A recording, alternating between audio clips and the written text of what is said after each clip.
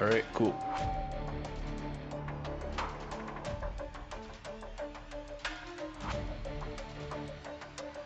All right, can you feel the energy, THL?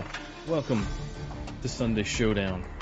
I'm your host, Saku, and I'm being helped out here tonight by two wonderful individuals that have been casting for a very long time for the THL.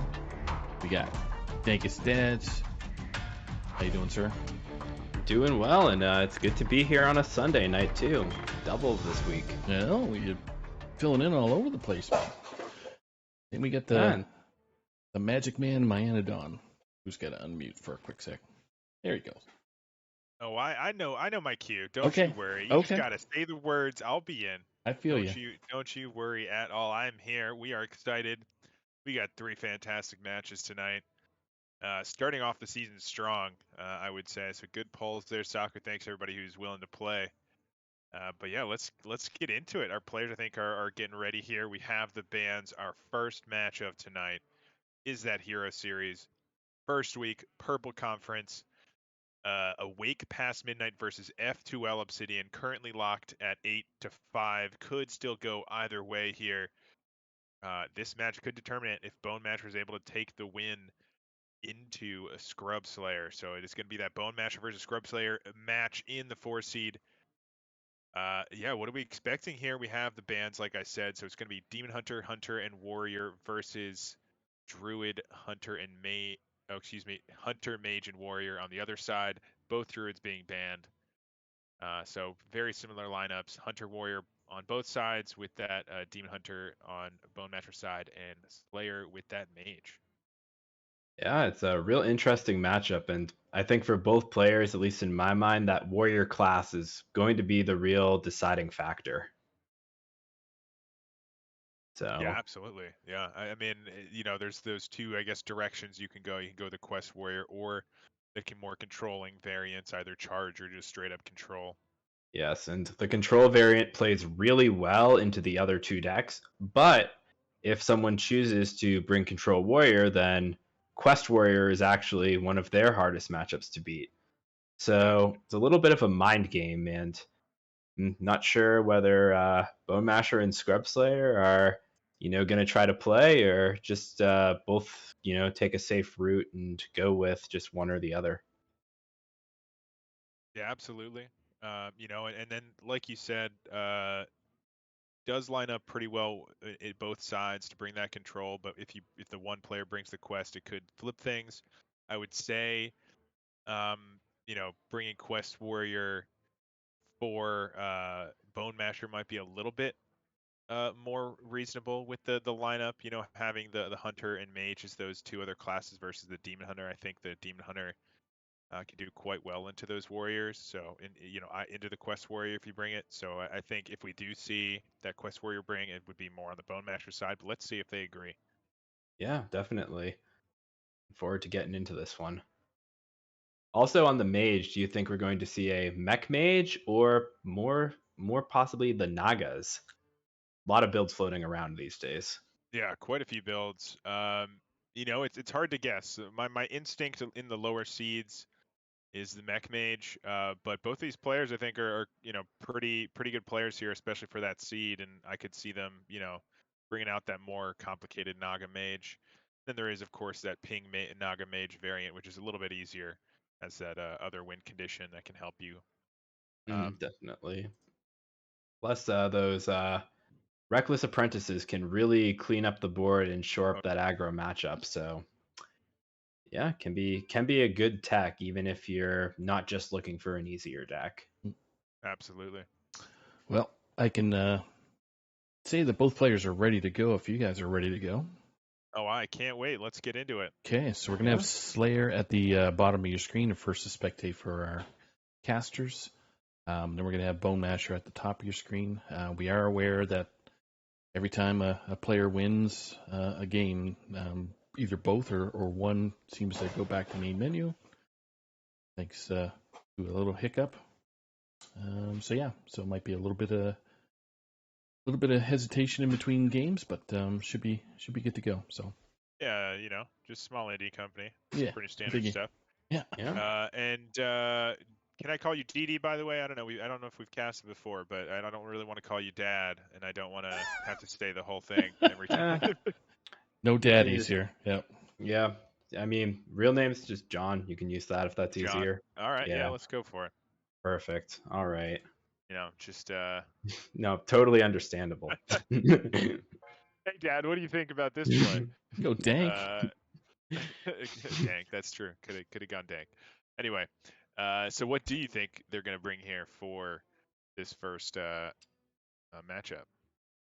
First matchup here. I think if it is, I think if they are control warriors, I feel like that's what you bring first. But otherwise, Yeah.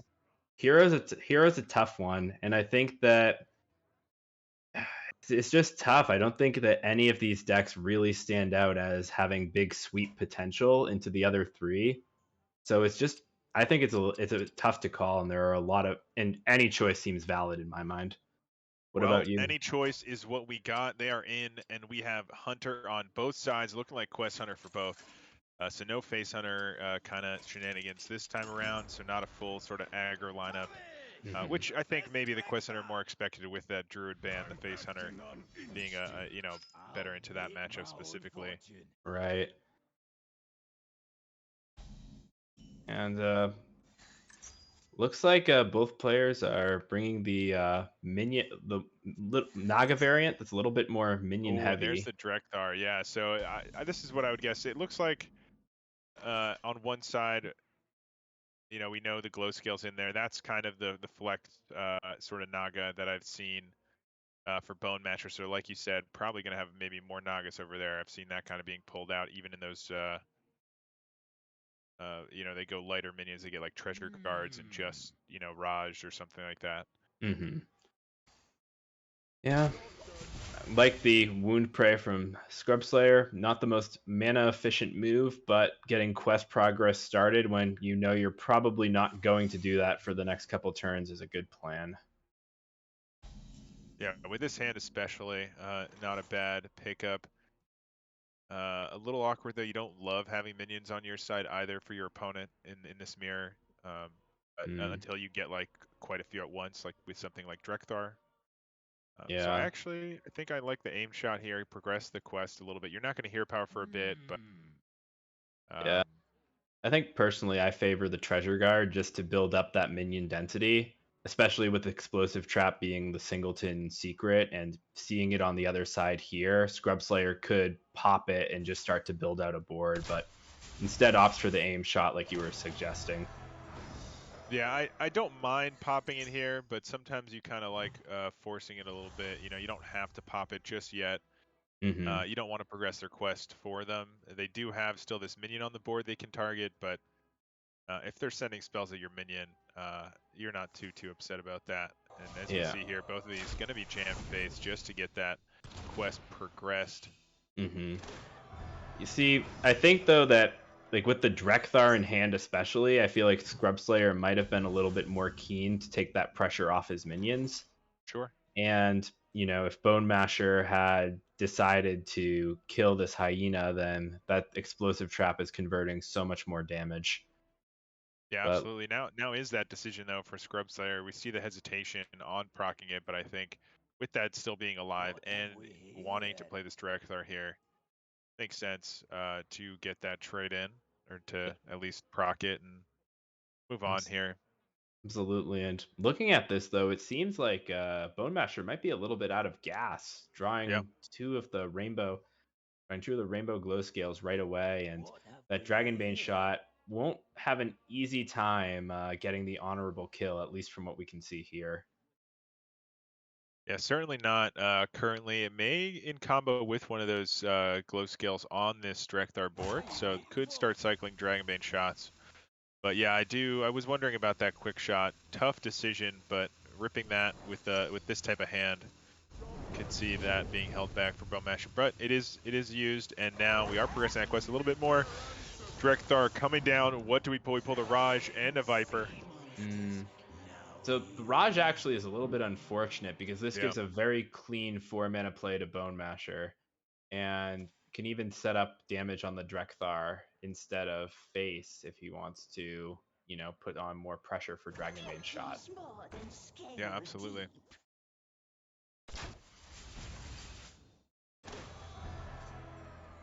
All right. So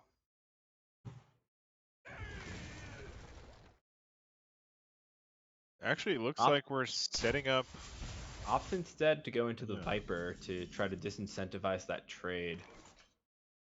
Not sure Yeah, I what to suppose make you of have the that. hero power with the Dragonbane shot next turn on the 4/4 as well, if you need to. So Mm-hmm. Yeah. Oh. Oh, I like this play from Scrub Slayer. This is a great line. This is an excellent line. So I don't know if he would remove his own Drekthar here, but I like removing the 3/2 here and using the hero power on the 2/3. I think that would be really clever. yeah, with both Dragonbane shots Mm-hmm. in the hand, not bad. Just cycling one to do that here, and now it's just the decision if we use that hero power face or uh, remove that minion. And yeah, I think agreed there. Remove that spell power. Yeah. Ooh, interesting Raj is pickup a here. nice draw. We'll see. I think that the Treasure Guard into the Dragonbane shot with the hero power seems very efficient, Yeah. but could also go for quest completion here. So a few different lines Bone Masher has to think about. Looks like we are going to start with that Dragonbane shot, though. Yes. So that does tell me we're probably leaning more towards that Treasure Guard, Mm-hmm. and that is going to be the case. Yes. Oh, Ooh. Tavish, that's an interesting choice here. Yeah, a Eh, little awkward after having just completed the zero cost hero power. And mhm. especially in this matchup, it's tough to say, especially, Scrub Slayer being ahead in health at the moment. Yeah. I think though that personally I like getting the secrets up. He still has the coin, so Ice Trap is a little bit weaker, but getting secrets ready and then being able to play the Treasure Guard next turn and force burn into that honestly doesn't sound all that bad. So you could also get Explosive Trap and progress your quest further or disincentivize attacks on Bone Masher's part. But yeah, Sure. I think, but it's just tough to know because I don't think there are a lot of other good options. Yeah, I think with this hand, I do lean that way as well. The question is, I guess, where's the hero powers going before you do so? But Scrub Slayer leaning towards the Treasure Guard, actually. It looks like we are going to try to maintain this hero power and just swing that face. Mm-hmm. And Considering this Ferocious Howl. yep, we'll see it, and it's a candle shot. Not what you want to see off the top there. And Drekthar, I think Bone Masher is firmly in the driver's seat here. Yeah, we've seen two glow scales now and Raj in the hand, so depending on this build, probably there's at least one Treasure Guard, I would guess, remaining in the deck. But are there more? You never know. Could be totally out if they're not running the Vipers. It's probably the Viper, right? We'll see. I would Nope, think just so. the I would Treasure think Guard. so. But yeah, it's just going to be the Treasure Guard, so no double Vipers there. Yeah, I think sometimes you see the glow scale, sometimes you see the Viper in that flex spot. Mm, Sometimes you have both, yep. certainly, but And there's depends. completion.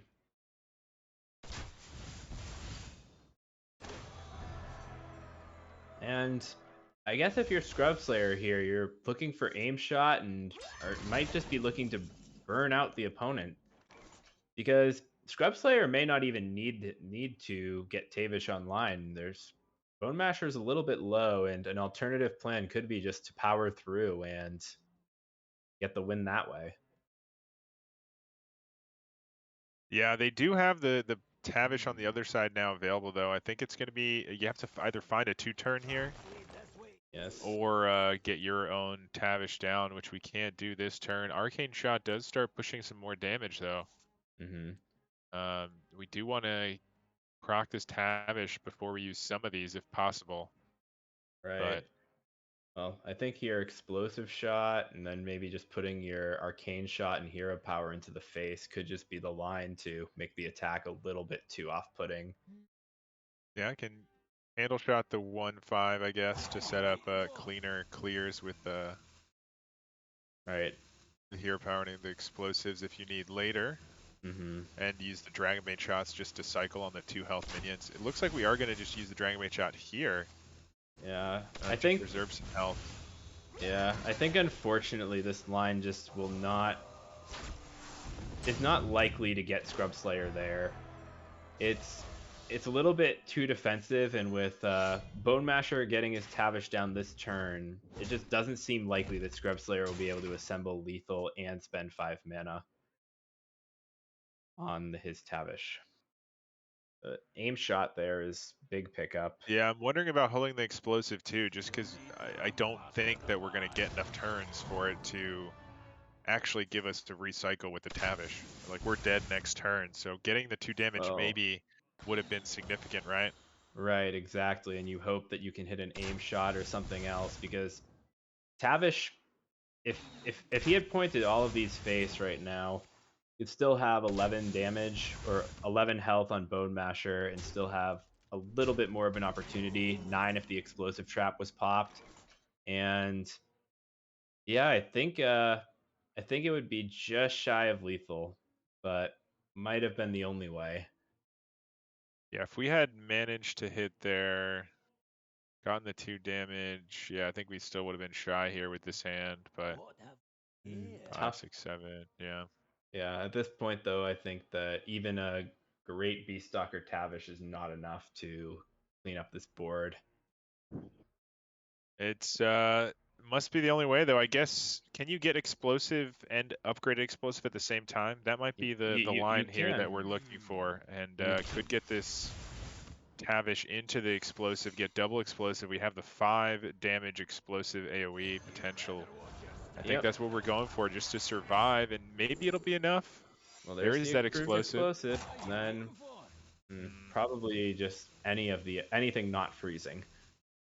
Well, the freezing is last, so it won't proc before all these are dead, but I don't know that any of these are going to matter. You're really looking for Ice Trap or something. Yes. None of these probably matter, so I'm going to go with that emergency maneuvers, I guess, to Oh, get that's extra lethal. Tavishes. That wound prey off the top is ends the game here. Yeah, that is going to be enough resets. So, going to have the Dragonbane shot here. Yep. Well, wound prey into piercing shot should Yep. just lock it up if Bone Masher spots it. Yeah, I believe so.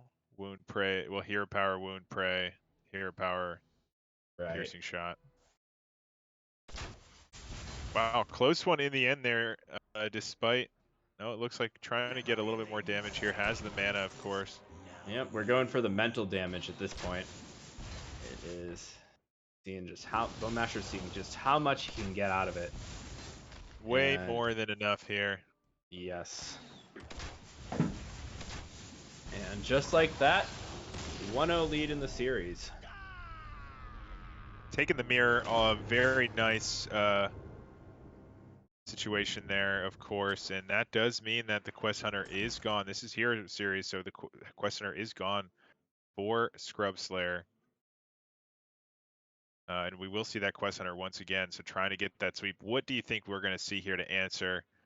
My bet would probably be maybe one of these Demon Hunters or the Warrior, I think could also get there, depending.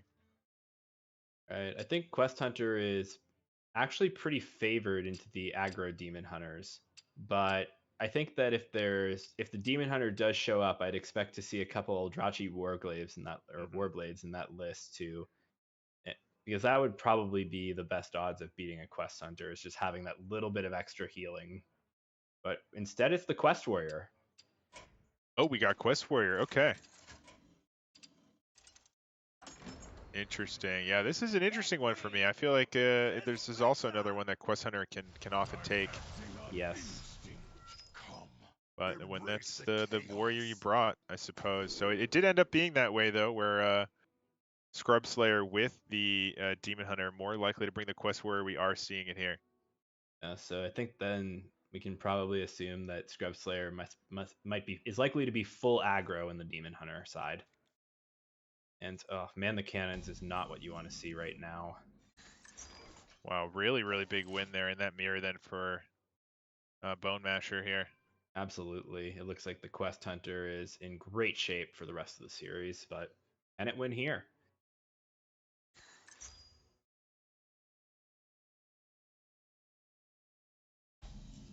Oh, Trawler is a big pickup for Scrub Slayer. Allows the mana efficiency to be preserved and can set up a turn 3 stage 1 quest completion and have mana to play the weapon. So Yeah, that's really nice. And then with the Amalgam here or the Raider, both reason, or actually all 3 options at 2 mana allow quest completion yeah. for that first stage next turn. I think I So like the Obsidian Smith, and that seems to yeah, be what Scrub Slayer went with. So yeah, absolutely. It like just continues that dredging, allowing you to pick your next top deck a little bit better. yes. But the Candle Shot Arcane Shot is a very strong start for Bone Masher. And interestingly, we see 2 Candle Shots in the hand. I know that that card typically is a 1 of sometimes, but 2 is really defensive and actually should bode pretty well into the Demon Hunter if Quest Hunter can take this game. Yeah, absolutely. And now an option of that Amalgam once again, or knowing we're getting the weapon Bloodsail Raider, and then of course Harbor Scamp to continue that cycle. I think I lean towards the Scamp or the Amalgam here just to continue building Yes, a and hand. I like the Amalgam here too, and that seems to be what Scrub Slayer went with. Just because with that Amalgam too, you have a better chance of finding something like Bloodsail Deckhand than Harbor Yeah. Scamp would, and just getting those early minions down to make Rokara happen as soon as possible is huge. So on Bone Masher's side, a lot of options. I think the Treasure Guard is tempting, but this does leave the Amalgam up if Bone Masher doesn't choose to use the coin. So Amalgam is available. Yeah, 2 mana, wow. 3/4, and gets another pirate. Right. Ooh, Cannoneer or Smite, both reasonable options here. With the current hand, Cannoneer is really speaking to me, but you know, a second Smite is always nice. Yeah, I think that and for some reason it seems like the discovers are not showing up on my end. So what is the third option? Galaka Glutton, destroy a Oh, beast, gain +1/+1. So not very exciting in this matchup. definitely not. I think I would probably opt for the Cannoneer myself, maybe or Smite. I think it's probably Smite, but difficult choice for sure. Yeah, it's a tricky one. You know, the Cannoneer, of course, with the weapon equipped right now, is going to be nice for multiple turns if it can stick and it's a little bit cheaper. But either one, kind of the curve is a little awkward because we have the Puffer Fist, which we wouldn't be able to combo with the Cannoneer next turn, and then you know it's just awkward mana usage. Where this kind of allows us to Puffer Fist plus something, maybe either Hero Power or you know, well, we just played the Man the Cannon, so just Hero Power along with it currently. Otherwise, we Oh would have no. been sticking around. No, that's not good for Scrub Slayer. Bone Masher has done it again. It's Drekthar. Wow, yeah, that's a nice turn 4 Drekthar here. This Uh, time, though, it gets 2 minions, and one yeah. of them being that other Treasure Guard is a nice pickup, of course. Raj available here. Could I don't? Did we play Naga yet? I don't know that we have, so that will not be active to deal extra damage. We could coin out the Arcane Shot onto the 3/3 if we want to clear off this board. Maybe that's what we're I, considering. I like that play a lot, and I think that if you take away the Warrior's ability to contest on the board at this point, it just pays off so much. You force that second 2-drop to come out for the cannons, and even then Treasure Guard and Raj having odd numbers of health make that breakpoint so awkward. Wow, so gonna hold back though for Bone Masher, saying I'm gonna hold on to this coin. I'm greedy. I'm getting, progressing this quest a little bit. I want to maybe save it for a Tavish turn, get some extra damage that way. We are going to see, though, that does backfire a little bit here. Allows the Treasure Guard to be cleared, but does maintain the Raj on the board, so there's a lot of damage potential here. Yes, and oof. Barb nets into Dragonbane shot. That's very nice. Yeah, looks good to me. Yeah, we'll see how Bone Masher chooses to do this math, but you can send those barb nets to the face or onto the amalgam. There's still a candle shot in hand that's a little bit more efficient on the damage side. So Yeah, might just see that go face. Does have the candle shot, like you said. Yeah, there goes the Dragonbane shot. Candle shot can come out. Yep. And that arcane to the face here to complete that next stage of the quest. Yes, exactly. And Grub Slayer is in a bit of a hole now.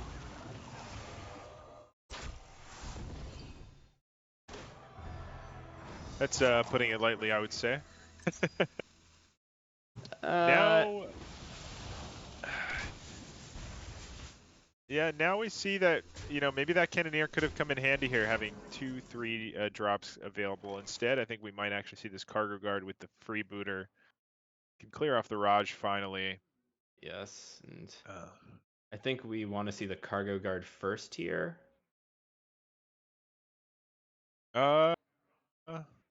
Probably to see where those cannons No.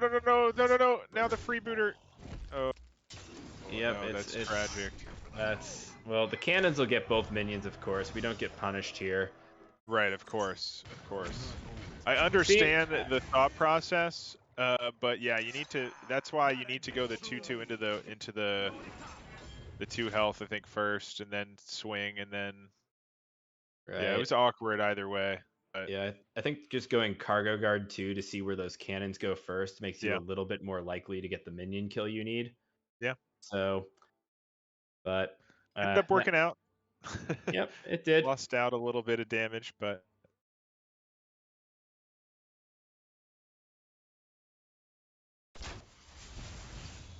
yep, and I think we'll choose to set up the honorable kill this way.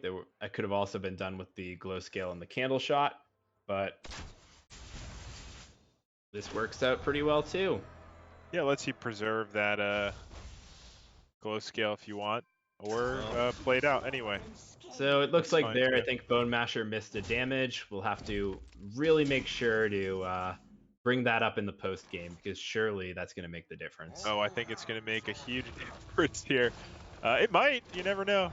Yeah. We do have Rikara completed. Well, there's a coin there too. This is. Yeah. Well, actually, I think you're right. It could possibly go the other way. It's unlikely, but it could. I think there's a shot here, especially we're gonna have to play this Tavish, and my guess is just clear off the smite. Or no, we're going face, so gonna just be a race here. Do we have enough this turn? I don't. Well, he can still clear it here. He still has the option. Yeah. Oh, and we are going to. Okay. Yes. Okay. Or yeah, we're gonna use the Dragonbane shot. Yeah, I like that. If you like risking the captain, you can just play the explosive trap, but no. Okay. Nice curve here, but unfortunately, no way to deal with that Tavish. Looks like we have the end of game 2. It sure does, and that is going to be a tough uphill climb here for Scrub Slayer. Has to find the win in the end with the Demon Hunter to reverse sweep here. Yes. And if there's a Control Warrior on the other side, that's going to be really, really tough. But it's doable. It's doable, I think, if we bring Fel DH. I think Fel DH could sweep all of these, potentially. But no, I'm sorry, we know, yeah. Well, we also do know that Demon Hunter has to get through a Quest Hunter, which already is a pretty big challenge, so just that first step there will, be enough to worry about for Scrub Slayer. But maybe if it is full Fel or an aggro list with Warblades, he could get some edge. So let's see. Yeah, I think Fel DH can win this matchup. So we'll see if that is the case here. Oh, what am I? Wait, I'm confused. Did I do it backwards? I think so. Yeah, I Yeah, think we got Scrub Slayer was mage. on the mage. I did it Yes. backwards. Okay, yep. All right. So we do have the mage here to try to take it down. So totally scrap everything I've said. I've got it all backwards. Well, as we Uh, look at this hand, though, I think the Dungeoneer is an interesting keep. Looks like might be interested in setting up a big turn with the Seafloor Gateway.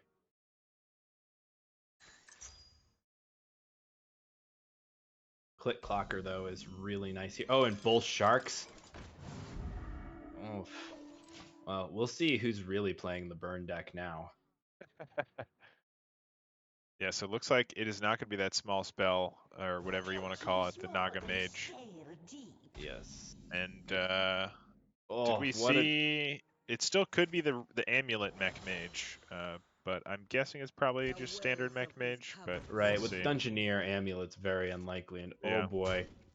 oh boy, they are.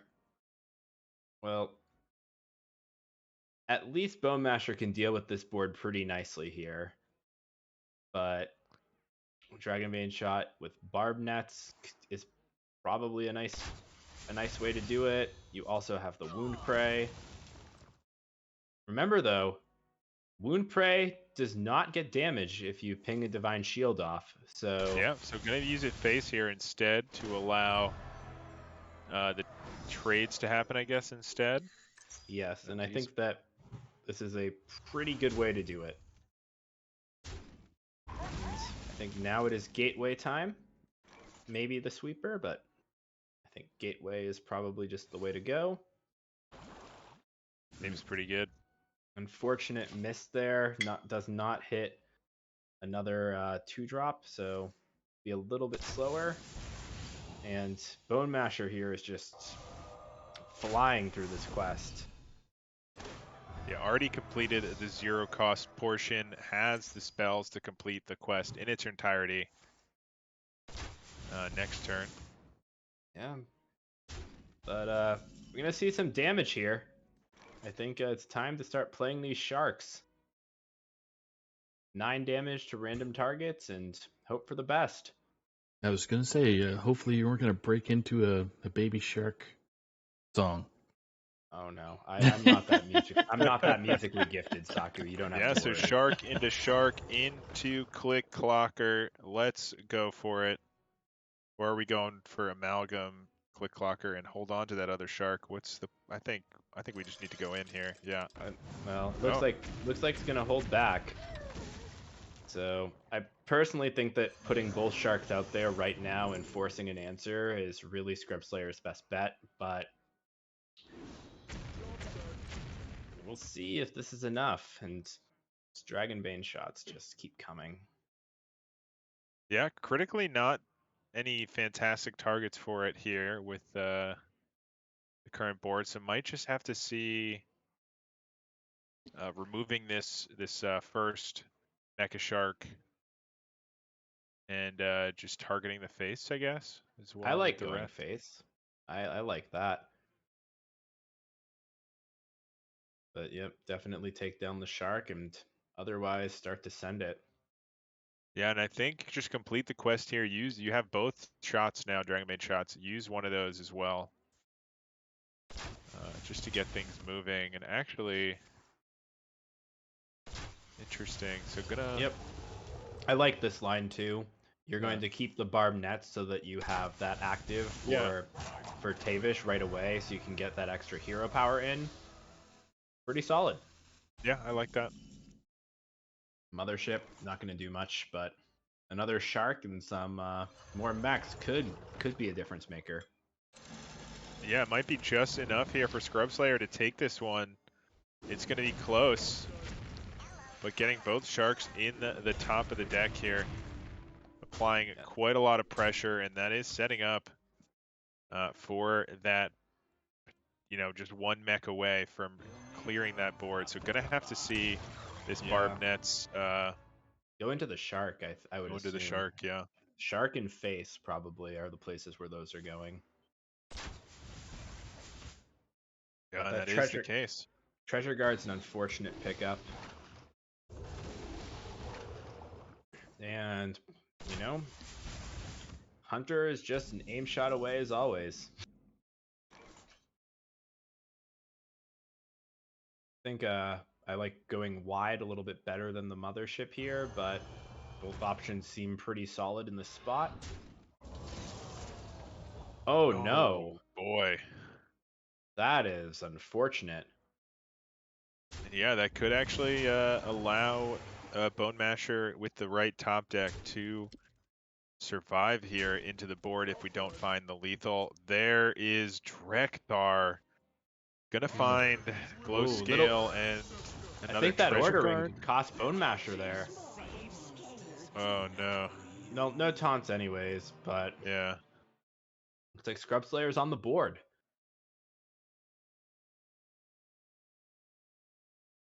I think Treasure here. Oh, interesting. I think this does stop lethal though.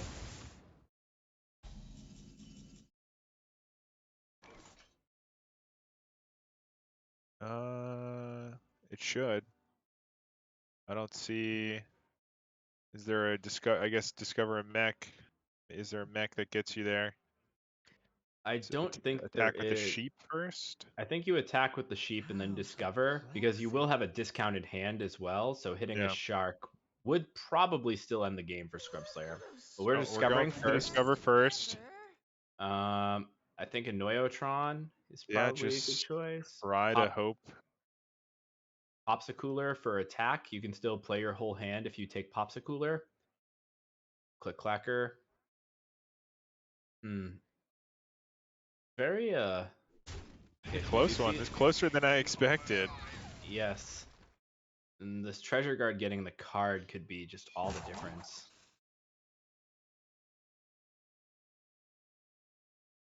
I think had Scrub Slayer gone wide, he probably would have been presenting lethal if he had held back Mothership.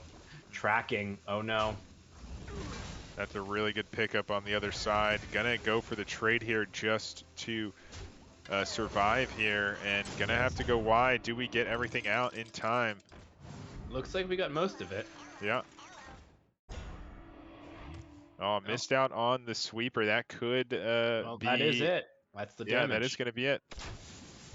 And Bone Masher with the sweep, with the Quest Hunter, takes it all. Close games there, but just relentlessly taking down Bone Masher one hero power at a time. And that will be the first game here of the season, first series of the season on the Sunday Showdown. So fun little series there to start the night. And Bone Masher securing the win for their team. Awake past midnight now, out of reach of F2L Obsidian with that sweep. Not to say that those points aren't going to matter for Geranium Battle and Dr. Bomb, but very good win there for Awake past midnight. F2L Obsidian just going to have to give it another week and hope things can correct themselves. Okay, we got Bone Masher that's able to join us for an interview there, so trying to line up the other match that's coming up.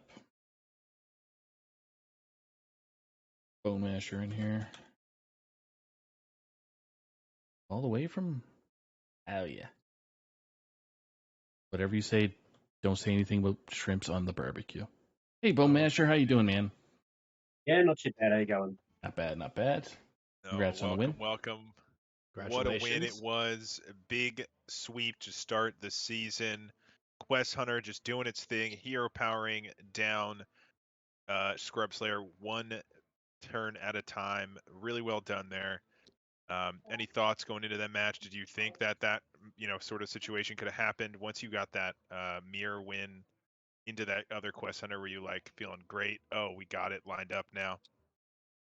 Yeah, I thought the Hunter was the best lead. I didn't know which warrior was on, so sort of that Hunter's a pretty good deck at the moment. Getting the mirror win was really good. I thought at one point like I'd fallen behind. I was looking across at the other screen to see what the other matchups were, so to see what I was going to queue. And then he couldn't get his quest reward down for 2 turns, so sort of it fell back my way. So Sort of glad to get through that one. I wasn't too worried about Mage, and then when I saw it was Warrior, and I got good draws. So in that last game, I thought like he probably could have stolen it there with the Mage and on that last turn, but he obviously couldn't find damage. So I feel maybe he bricked a little bit, which helped me. So, but you take those ones. Yeah, and I Yeah, you think that definitely do. you navigated it well too. So, you can't control what's happening on the other side, but I think you did a very good job controlling what was going on for you. Yeah, I was just a bit sad on that Mage one. I had to throw away both of the repeatable spells and not get them back to hand. So left me a few cards short in hand, but that Drekthar pull certainly came in handy to put a few minions in the way, and yeah, it worked out well. So, and I generally don't have a great start to the season. I think first round I've sort of been bundled out in most of the standard series. So 2 seasons ago I was playing against Turtle, who subbed in and he just went bang bang bang. I think all 3 games lasted about 5 or 6 turns, and I was like, what the hell just happened? So I have my lucky Turtle with me today. Um, I got to bring this to round one.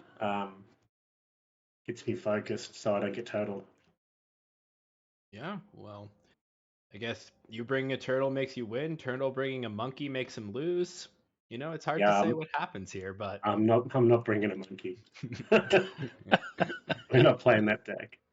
But no, it's good. So like the win gives us the win for the week, which is great. Takes the pressure off Geranium. He can just go and enjoy his match now, and gets us a good start. Especially seeing like there's only top 3 I think in each group or something. There's only 6 finalists in Hero this season, so like getting ahead of the ledger and more wins than losses for your team is going to be good going forward. So it's good to get absolutely. off to a win. So, looking a little bit ahead to next week, we've got a balance patch on our hands this Tuesday. Are there any decks Mm, you're excited to try now that we're getting a couple changes? um, I haven't really been playing a lot of Rogue. It sort of hasn't felt good. I don't know if that's going to be improved, but um, there might be something there. So I'll do a bit of testing there. Maybe I think I bought. I was thinking about bringing Paladin, so I think a lot of people have been talking about Paladin. Might be good as well. Um, but yeah, I'll probably do a bit of testing across the board. But yeah, probably those 2 classes to start with. Um, Priest, no, that's I might do a bit of testing there, but I'm not sure. Oh, We'll see. We'll see. well, Rogue's a pretty fun one. So come over to the dark side. We would love to have you. Yeah, the APM server's got a couple of rogue players that just love to spam stuff. We got Reverb in there. He was doing Poison Rogue all last season, so he's a rogue cultist. If that's a thing, we call him Reverb Alexander. So um, yeah, yeah. I'm sure he'll get if there's any rogue decks that are any good. I'm sure he'll be putting the deck lists in the server. Absolutely. Yep. Awesome. Well, not too much else to say about that matchup. Just a nice Quest Hunter beats all sort of matchup there. Both players banning out the Druid. Tell me a little bit about, I guess, that Druid ban. Not too surprising, but just in that hero series, maybe not wanting to risk the sort of devastation that Druid can do. Yeah, I think in Hero you just got to ban the best deck, and that's a Druid at the moment.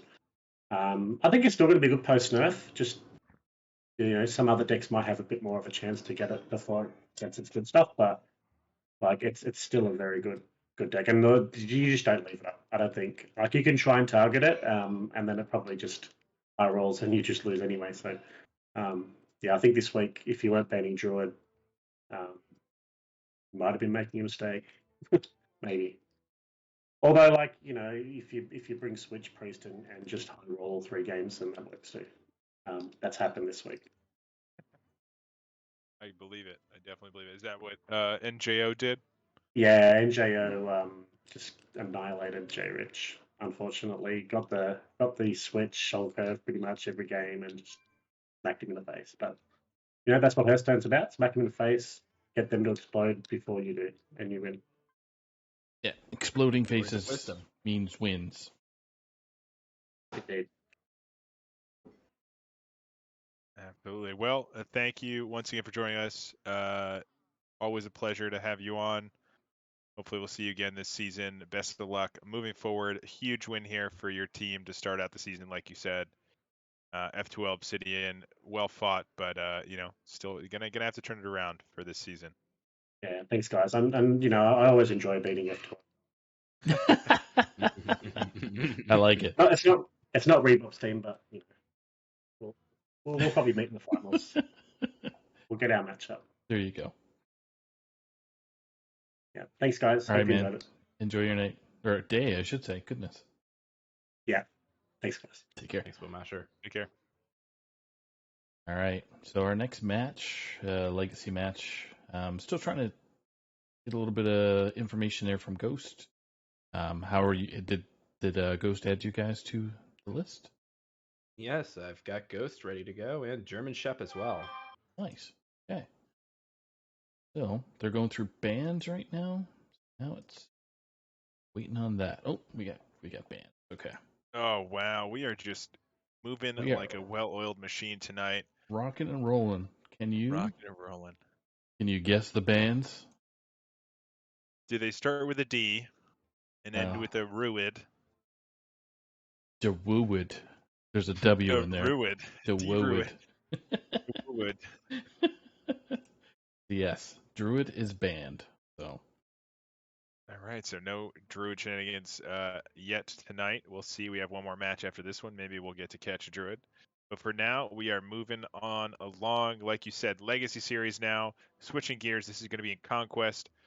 It's a little bit different than what you saw there in Last Hero Standing. But the match that we have lined up, as you were hinting, is Ghost versus German Shep here for Season 21 THL Legacy Series team versus Hearthstone Academy. A staple here, Hearthstone Academy versus a very specific to this season team in that Season 21 THL Legacy Series team, but a very close matchup so far. 10-11 comes down to this one. Ghost with that Demon Hunter, and Warrior. German Shep with the Hunter, Paladin, and Warrior. Any thoughts going in immediately with the Hunter, Paladin, Warrior? I'm thinking it's going to be that Quest Hunter with those anti-aggro Quest Warrior, or not Quest Warrior, Control Warrior, Control Paladin, trying to take down the aggressive, potentially aggressive decks there on the other side for Ghost.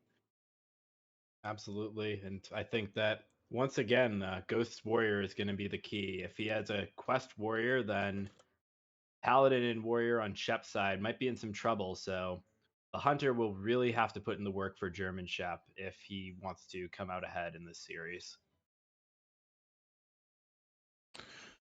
Looking at it though, I'm really a big fan of the Paladin into Hunter and into Demon Hunter.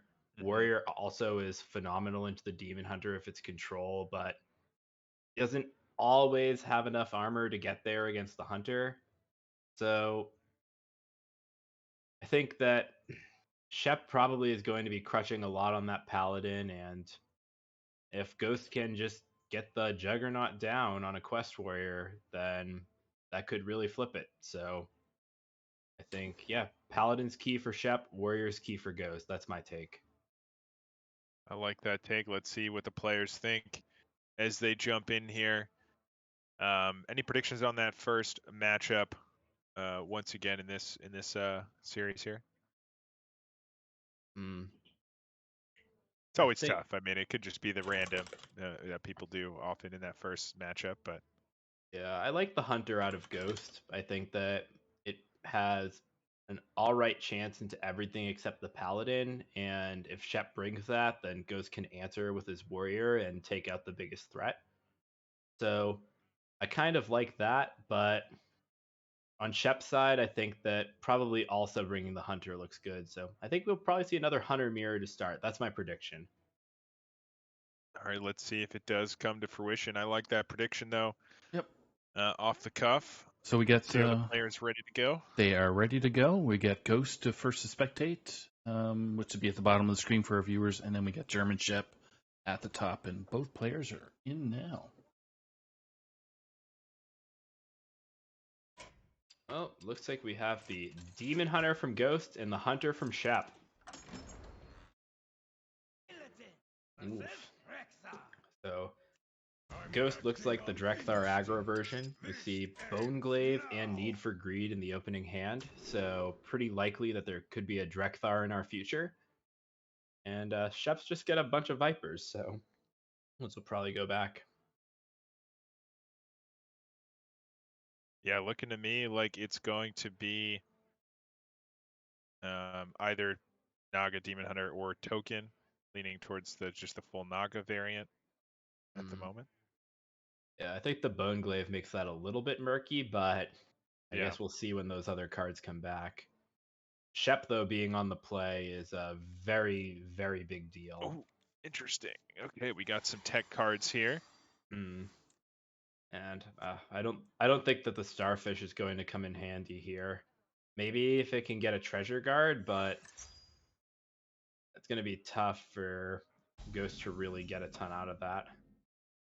Ooh, Need for Greed coming in a little early here. Yes. And, multiple aim shots for Shep. I think setting up the Dragonbane shot for next turn seems okay, but the mana here is just very awkward. Yeah, I mean, you could just go for the hero power here. Do still have the Wound Prey Dragonbane shot next turn to clear this off. I Better think utilization of mana. Yeah, it does look like German Shep gonna go that direction. Yes, and I think that's ultimately the right choice. Here, though, I think for Ghost, I actually like coining this Viper. Seems a little bit unusual, but I think that his best chance is just trying to chip through the defenses that Shep is going to have, and just putting 2 minions on board is so much pressure. Yeah, absolutely. And it does look like Ghost gonna go that direction. Yes. And coin also gives the Naga a little bit of a boost for some extra damage, and I think Shep can set up a nice little aim shot for next turn onto the Viper and take care of this Naga, but still awkward mana amounts, and if the Naga's removed, the Starfish can just come down on curve.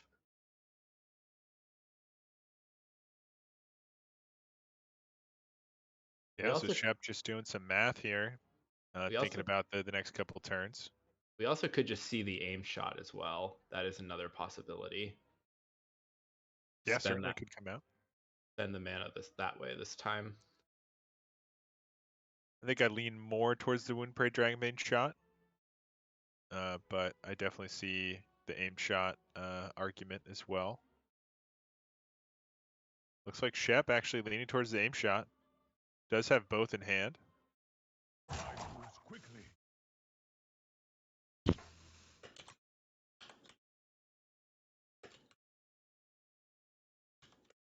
Well, we'll see the aim shot.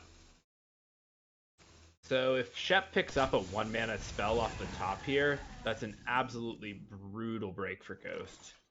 Since Shep will be able to discount the hero power and take care of the Viper if he would like. But we'll see the need for... Alternatively, could still see that Wound Prey into aim shot on the Viper itself, just juice that hero power a little bit more. Yes. And I think that... I think also aim shot Wound Prey just seems to be the efficient thing to do here. And notably a slow turn from Ghost, choosing to spend burn damage instead of developing onto the board. Kind of strands that Starfish in the hand, and I don't think that card's really playable anymore at this point. Yeah, I don't think we're going to see that coming down anytime soon. No. I want to give a quick shout out to all the viewers that have popped on in the last little bit. We had maximum about 77 just recently, which is pretty good numbers for us. So Appreciate everybody Wow. stopping by, Oh, and yeah. Welcome, everybody. if you like Welcome what to you the see, show. yeah, if you like what you see, sub or prime it, whatever you like to do. We enjoy doing this, so thanks for stopping by. The Shep stands are here.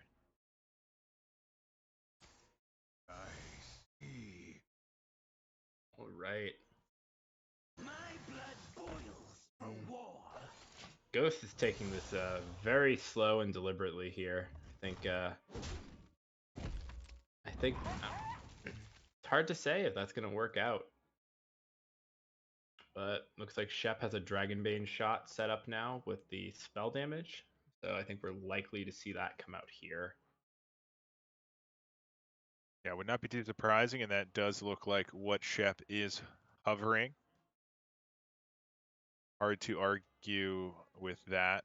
The other plays don't seem too appealing. We do have the Furious Howl to fill the hand eventually, which will be nice.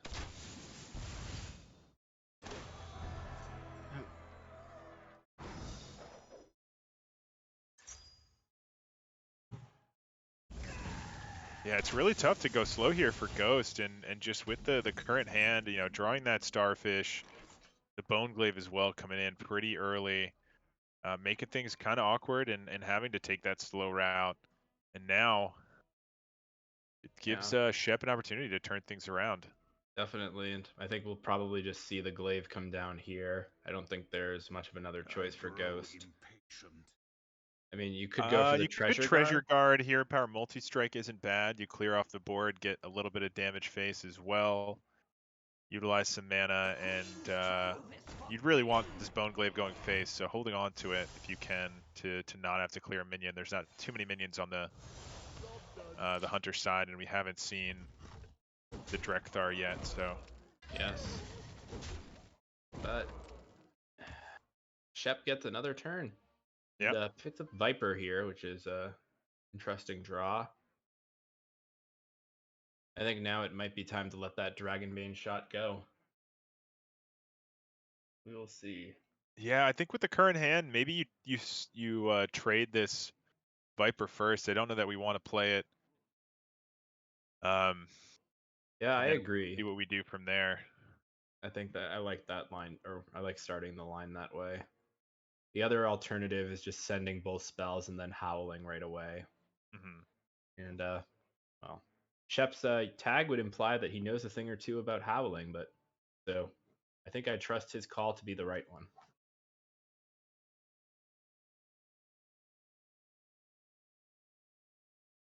All right, well, the rope is going to start any second now, so let's see what Shep goes with. Yeah, going to start off with a hero power face, so Yep. it is going to be utilizing that play you were talking about, just dumping the hand as much as possible, hoping to get the proc from Ghost here to get Tavish into the hand. Alternatively, could find a spell that we could play to get the Tavish next turn. We do find that quick shot or that Dragonbane shot. But instead, we are going to proc it, though. Ghost going face, saying, I need the damage as much as possible. I'm going to swing this Bone Glaive face anyway. Yeah, you get the Tavish, but I'm just going to try to kill you next turn. Yeah, and I think we're probably just going to see the Viper from Shep if I Ooh. had to guess. Predation looks very nice. Yeah. Multi-strike is a little more mana efficient, but if you can hit a Naga, the Predation's very good. You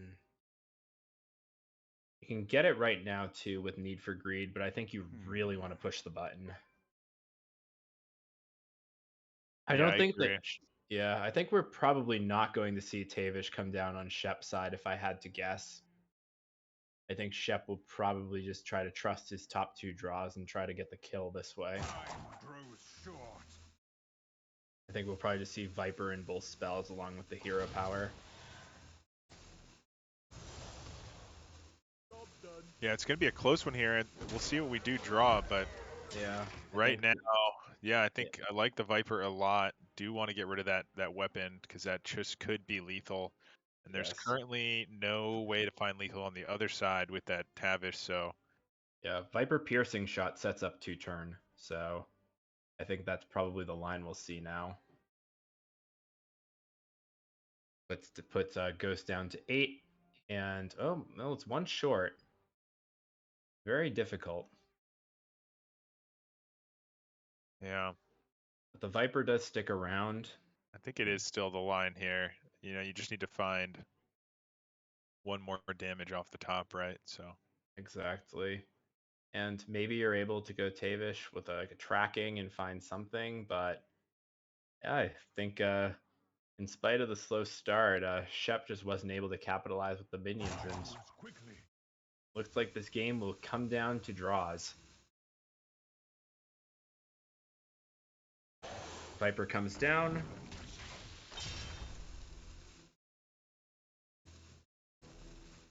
Up. It's a few seconds. yeah, And just Shep, doing some math. Doesn't really matter where that hero power and goes to start things off. So yep. And well, here's the question: is it enough? is So it enough? How much damage do we have? Looking at the hand, we have 3, 4, 5. Ooh, how much mana do we have to do as well? 3, 4, 5, 6, 7. well, Yes, can he'll we start with get the Chaos Strike.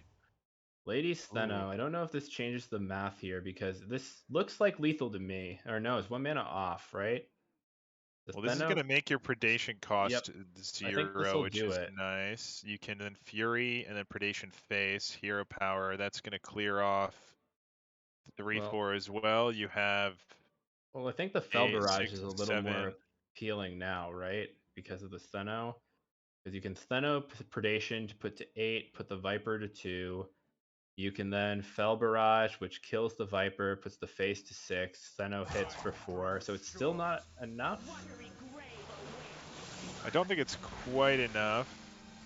I like going the Fury first, and then I think I like predation face. The Yeah. lady will attack the 3/2 anyway. You can then go 6. Yep. It's it's a 50-50. Oh yeah, both at 2 health. Does it go?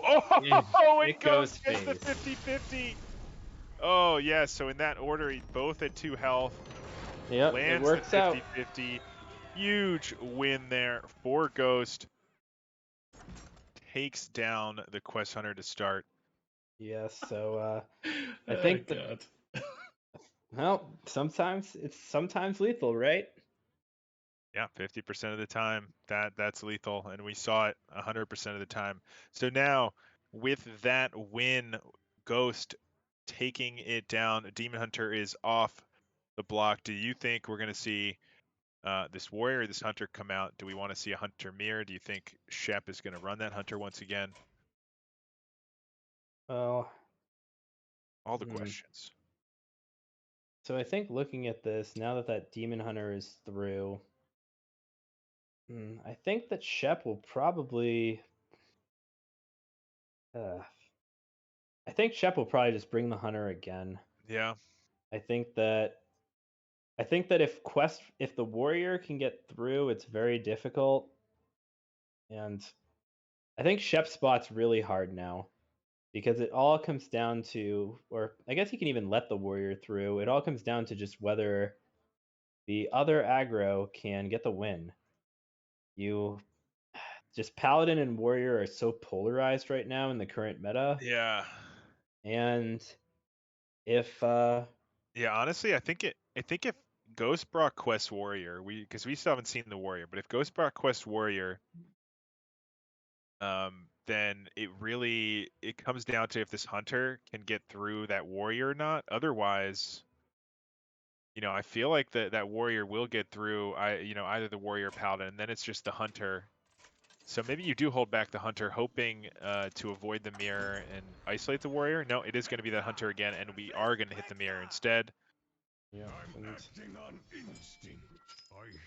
looks like neither opening hand is particularly inspiring. Ghost Arcane. keeping that arcane shot just to start the quest going, I guess. Yeah, and I think it makes sense. Just having cheap spells you can weave in is very good. And I know that in Alterac Valley, this mirror, a lot of the times the quest is a little bit, or at least the third stage of the quest is a little bit of a bait.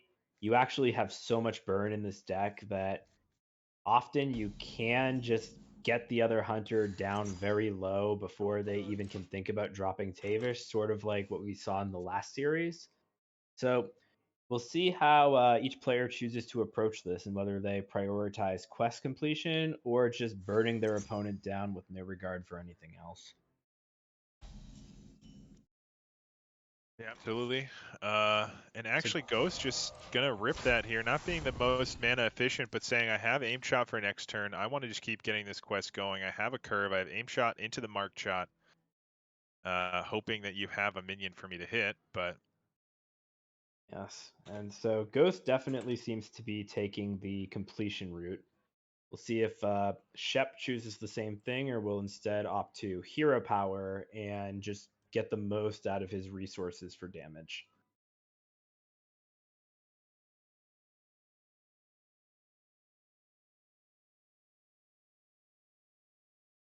yeah, I kind of like the going for the damage route here for Shep. But we shall see. There's a lot of juice in the hand. Could get that quest completed somewhat quickly. Yeah, I also favor the hero power a little bit myself, and that's what Shep goes for. So let's see how Ghost answers back. I'm guessing it will just be the aim shot. Yep. Yeah, so And just trying to go for full quest completion as soon as possible. yes.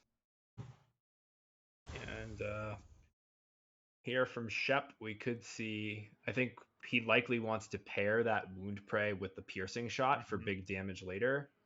So I think that probably just the treasure guard seems like the best use of his. Yeah, turn it's here. so awkward though. Like in this matchup, a lot of times, especially when your opponent's low on cards, you don't want to give them minions to hit. So I actually like this by Shep, being Yep. aware of things exactly like the mark shot, which gives a target for Ghost to keep going with the quest. And right now we're seeing it, Ghost is running out of stuff to do. Yeah. And I think that in this spot, going glow scale and wound prey is probably the line we'll see. I know Ghost doesn't really want to leave minions, but not much else available other than hero power pass or just getting this howl cycled. Yeah, I wonder if we hold on to the wound prey to cycle with the mark shot the same way we were talking about doing it on the other side with the piercing shot, just to continue that quest completion line. So I don't know. I might just see the hero power here, but no. Yeah. Ghost says I like getting that extra 1 damage off the wound prey, building a board here. Mm-hmm. We'll see if that does pay off. We have the wound prey on the other side now. Could be used differently than we saw before, or just the piercing shot to clear off the 1/1 Yeah, I on the think other side. we'll see if Shep goes for a read here and leaves up the spell damage. That seems a little bit wild, but could be the option. The other one is utilizing the coin here along with Wound Prey to just clean up these minions and just push a little bit less face damage. Yeah, absolutely. Also, a potential plan here does progress the quest as well, which it would be nice. And then if we do go that route, there's the question: does the wound prey go face into a trade the 1/1s just so you don't leave a minion up as well? Mm. Yes, exactly. So you could Wound Prey the 1/1, bump the 2/3, and then coin piercing shot onto the 2/2 that's left over. That was the line I was considering. Yeah, But or this same thing. yep, Trade the 1/1s doesn't really same matter either distribution. way. Yeah. And that is the line we are going to take here. Does use that coin, which is a pretty nice resource, but gets the full clear, progresses the quest. Pretty good turn overall, and leaves no minions on the other side for Ghost. Yeah. Critically. Awkward hand. Tracking used before completion can just feel a little bad sometimes, but I don't think you'll look a quick shot and them, I don't think you'd be that upset. Yeah, going to continue to push some damage here, and I imagine we'll see this Furious Howl as well. Drawing 2, pretty good. Yes, definitely. And Treasure Guard and Rainbow Ooh, Glow 2 Scale. minions, not what you want to be seeing in this matchup. Yeah, and we'll see if Shep can find some damage and not the damage you're looking for there. I think we might see a tracking of Shep's own or a Viper Cycle.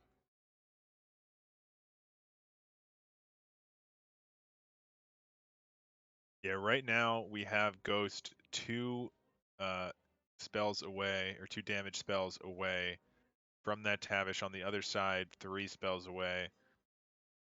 But critically, Shep also not only behind on the quest, but behind on life.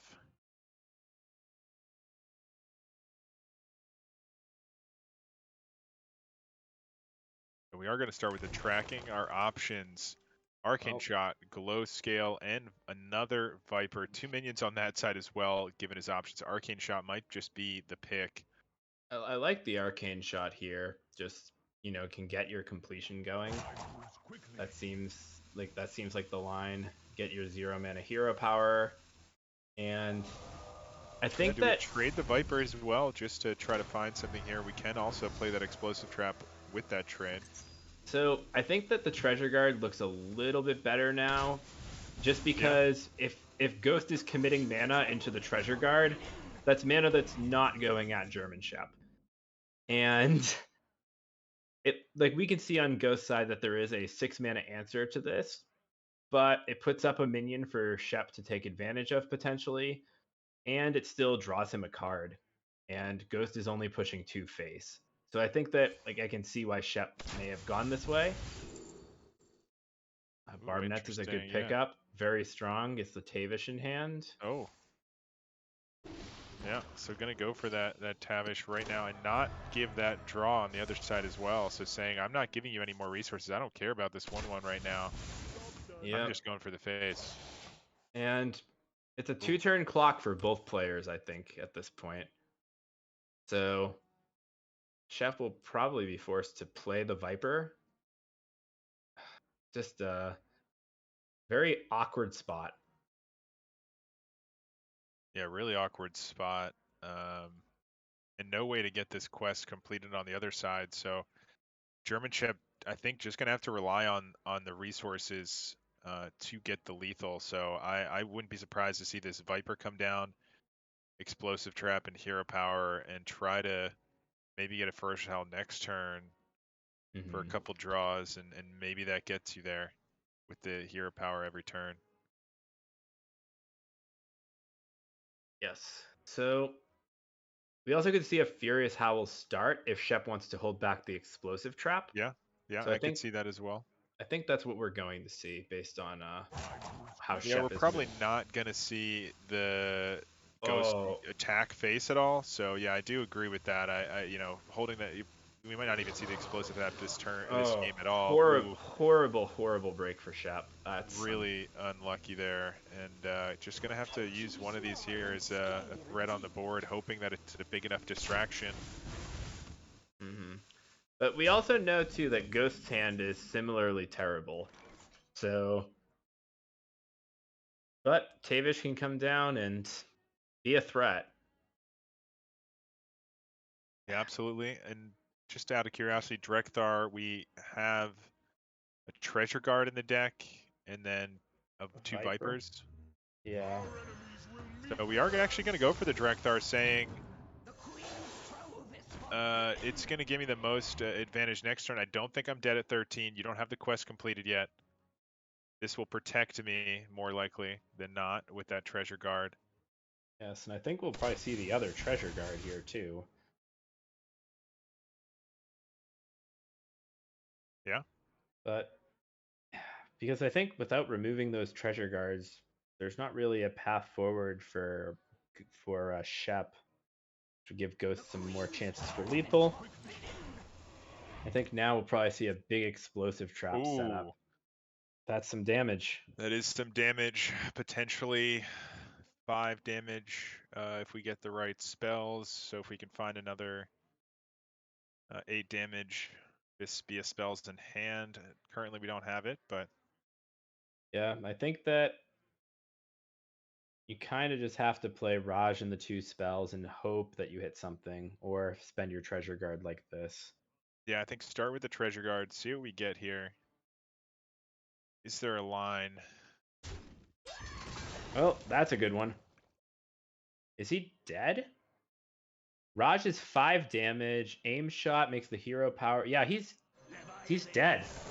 Is that, yeah, that'll do 4. Wow. Plus another plus another 4 with the Another hero power, 4. plus 3 from that, and then the next Yeah. spell kills him. That'll That'll do it. Wow.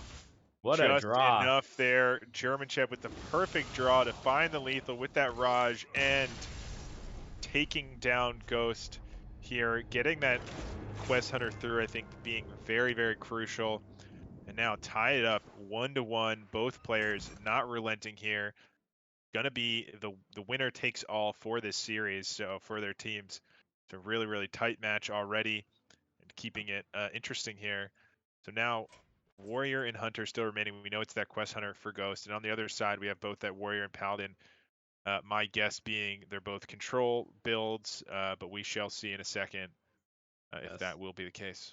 We'll see what Shep thinks is going to be probably the more favored into the Hunter, because I think that both Paladin and Warrior just struggle immensely against Quest Warrior when they're built control.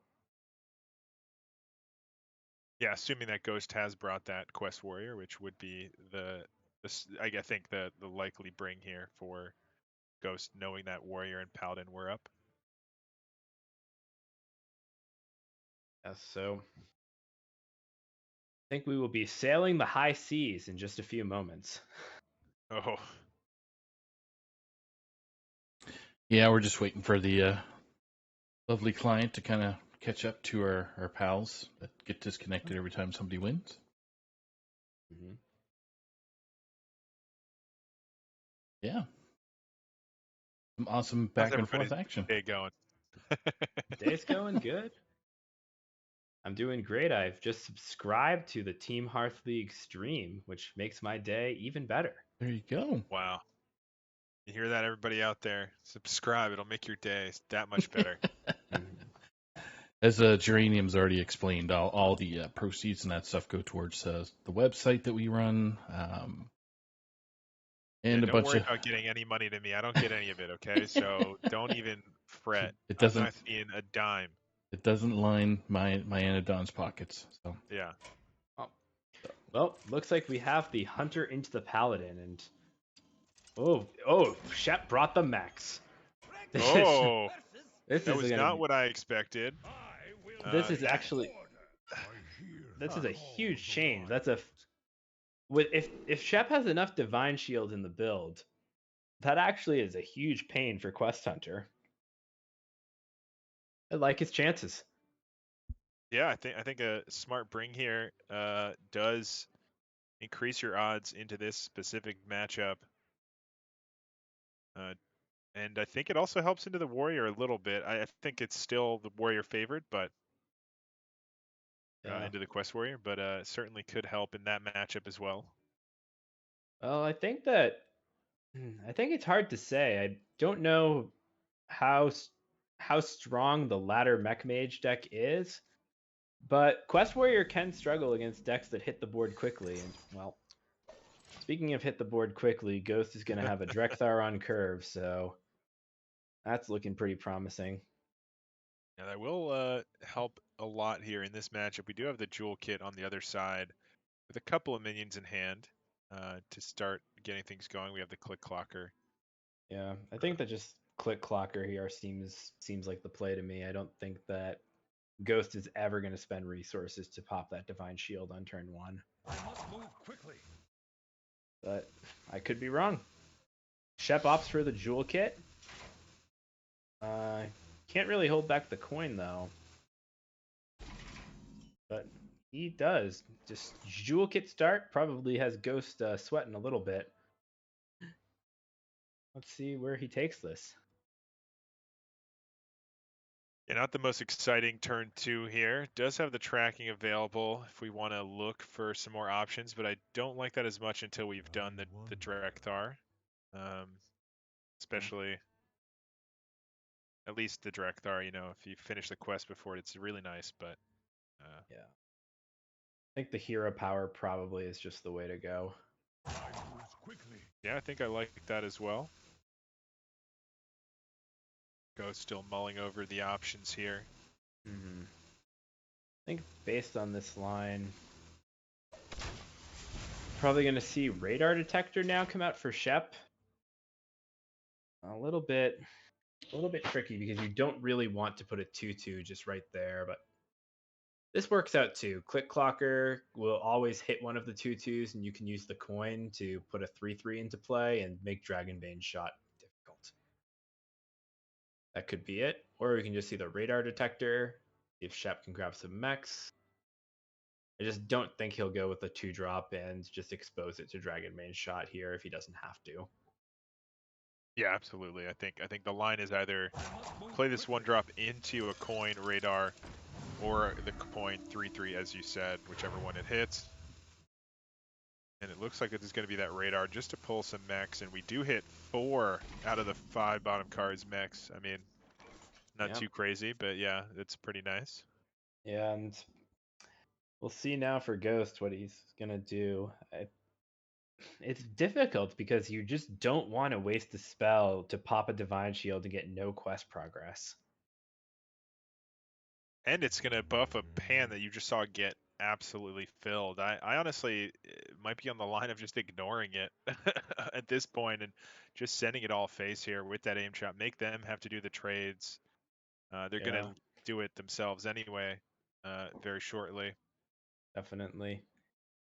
Well, that's assuming that Ghost can find some treasure guards, but I think Shep probably wants to pop that shield somehow if he can.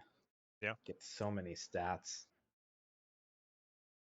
So, yeah, I think I like your line of just putting that aim shot into the face, but Ghost opts to track. Yeah, it does give some more options here.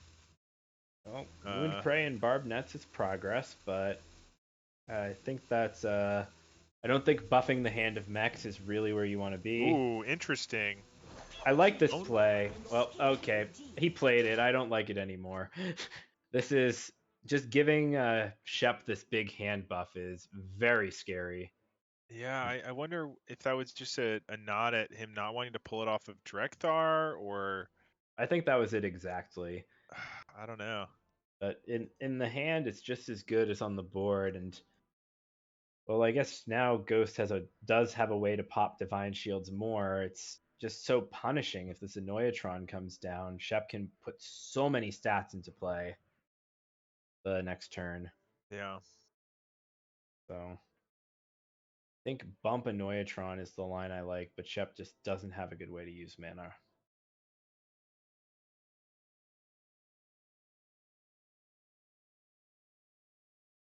So we see the bump. We see the 4/4 Seafloor Savior, the Annoyatron, or something else entirely. Yeah, could also see the Gorilla Bot. Gonna go for that Annoyo. Yes. And there's Drekthar. And we get a Raj and another Glow. Oh, those are not the pulls you want here. No, and oh boy. Notably though, there's not a good way to clear off all of these Nagas right now, but Annoyotron bumping and then playing the Bubble Bot looks pretty brutal to me. That Shep could also just hold it, play some big mechs otherwise. He even has a Alliance Bannerman to make the hand even larger. Yeah, I think I like bumping it and playing two drops, right? We have both of the saviors. It is awkward that you're dredging twice, but it does give you the most stats on the board. I guess you could play that automaton in one of the saviors, actually. Yeah, I think with the Bubble Bot too, just giving your mechs taunt and then resetting the shield again so that you can get more buffs isn't the worst. It is a 6/6 on its own right as well. So Shep has a lot of good options, but and then it's a question too of which of these Nagas is the one to remove. All right, so a little bit of a misorder there. Shep missed a stat on the automaton. Yeah. So we will see if that comes back to bite him. Could be a 4/6 here, yeah. German Yep, Shep. and Shep acknowledges it himself. Ooh, Rustrock coming in a couple turns too late here. Yeah, but Ghost has great options with Raj and the spell damage. Yeah, I think that The spell damage makes this a little complicated, so we'll see how it's navigated. Yeah, I mean, you could start with the Dragonbane shot on the 2/3. It's pretty nice. Or the Barb Nets, but the Barb Nets doesn't let you cycle that.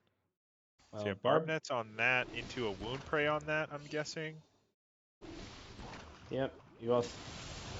I thought he was going to probably just aim shot down something, but we'll see. Yep, Wound Prey there looks nice. Dragonbane shot the 2/3. Yep. Allows the hero power now to target, which is nice. We're one away from being able to just use it on the 5/2, so we are going to have to trade one of these minions into the 5/2.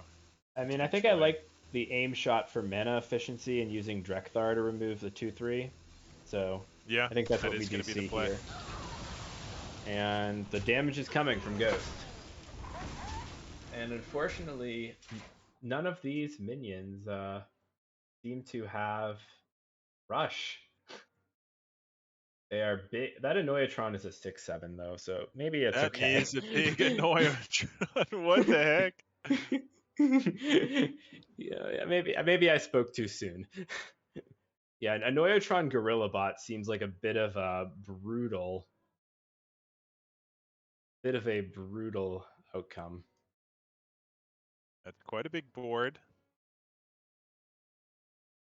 At least a tall board. Do have the Mothership next turn to try to clear off some stuff. Mm-hmm. Yeah.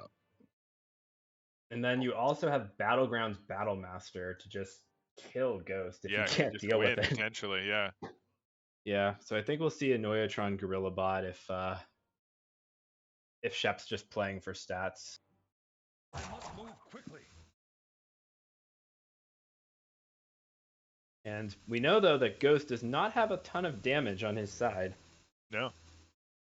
Not at the moment. We're one away from getting that hero power down to 0, which will be pretty useful, but yeah.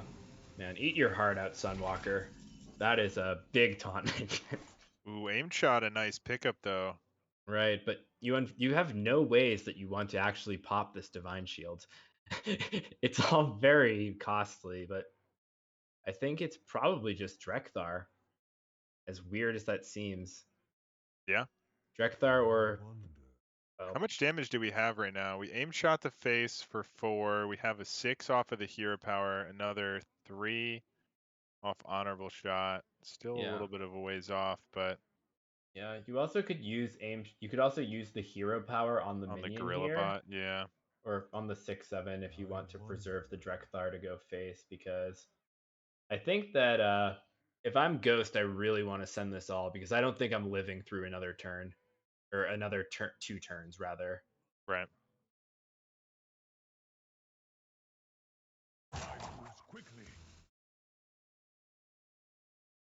Yeah, I don't really want to use the hero power on this minion if I don't have to. So let's see what Ghost does decide. Oh, is he going to just leave him? Oh, no. It's going to be Battlegrounds Battlemaster, but it's not enough. Oh, nope, hero power here. Not enough. Does go for the hero power there anyway. Does not get the trade-off if that's what we were going for. Yeah, Leviathan, probably not an impactful pickup at this point, but Mothership seems pretty solid. Can start to deal with these spell damage minions. You also could use a Noyotron to remove the Raj and then play another large 2-mana minion and give the Divine Shields. So with the Bubble Bot and set up Taunt to try to go for a 2-turn lethal. Yeah, wow. I wonder if going face with that 6 damage could have been it for Ghost. I don't think we weren't dead to the Battlemaster. It was only 22 damage. And then we would have had hero power next turn. They would have been at 6, so we would have had hero power and Dragonbane shot in hand. We would have needed just 2 damage off the top, and we had the Rust Rot to trade. Yep. I think I like that line better, but let's see if this will be enough for Ghost to find it. Well, it looks like we're going to see the Bubble Bot line from Shep here if he's able to get it in. And another Bubble Bot. and those are some thick mechs. Yeah, Little this bit will of a set up that lethal on the other side, though, so gonna have to find it's a enough. little bit of a misposition from Shep though, actually, Ooh. since the larger minions are not adjacent. But Tavish, piercing shot. Piercing shot keeps you alive to that Battlemaster. You have to use it on the 7/7, but Well, do you wait? Piercing shot on Drekthar is 5 plus 2 plus 3. This sets up lethal, and now you're dead. well, he doesn't know that. Right. No, I know. But if we're playing around Battlemaster, which I think we had to at this point, we had cleared off the bubble bot. We Well, get the quest completion. We would have maybe had a chance to get there. Now, yes, it sets up the lethal, but as we can see, that is going to be lethal on the other side for Shep, and gonna take it 2-1 here. yeah, Able to get but be honest with me. yes. How cognizant are you that Mech Paladin is gonna have that Battlemaster in hand? Like, I think I'm aware of it in this situation. mm, I think you play around it there for sure. Is it not a common bring in that list? I feel like they're making big things. It's pretty common to run one Battlemaster, right? well, maybe, but I don't think that list is a common bring either. Fair So enough. Fair enough. there might be some unfamiliarity there on Ghost side, but either way, I think it's just a very difficult game to navigate for both players, and we saw it came down to the wire. Just Shep scraping by at 2 life to finish it Yeah. off. Yeah, absolutely. Very razor thin matchup there. Could have gone either way. Would have to look at all of those individual plays to see if there was a line there for Ghost to take it. Mm-hmm. We didn't get to see that last top deck, which maybe could have been something if that 7/7 was dealt with. Yeah, and as we're getting started, I just have to give a quick plug that we actually tied our match, as I've come to find out. Believe it Oh, or not. really? Yeah. Wow. But Well let's done. get to Good, this one. good week. Good tie week. Yep, we don't have no more tension there. But looks like we have Raid the Docks going into From the Depths on Shep's side, if I had to guess from those Obsidian Smiths and Brawls. So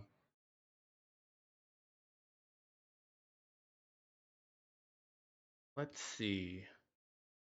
I think if I'm Shep, I probably am thinking about full mulliganing or keeping one Smith, but Yeah, I think one Smith max if we're keeping one at yeah, all. I like this mulligan from Ghost though.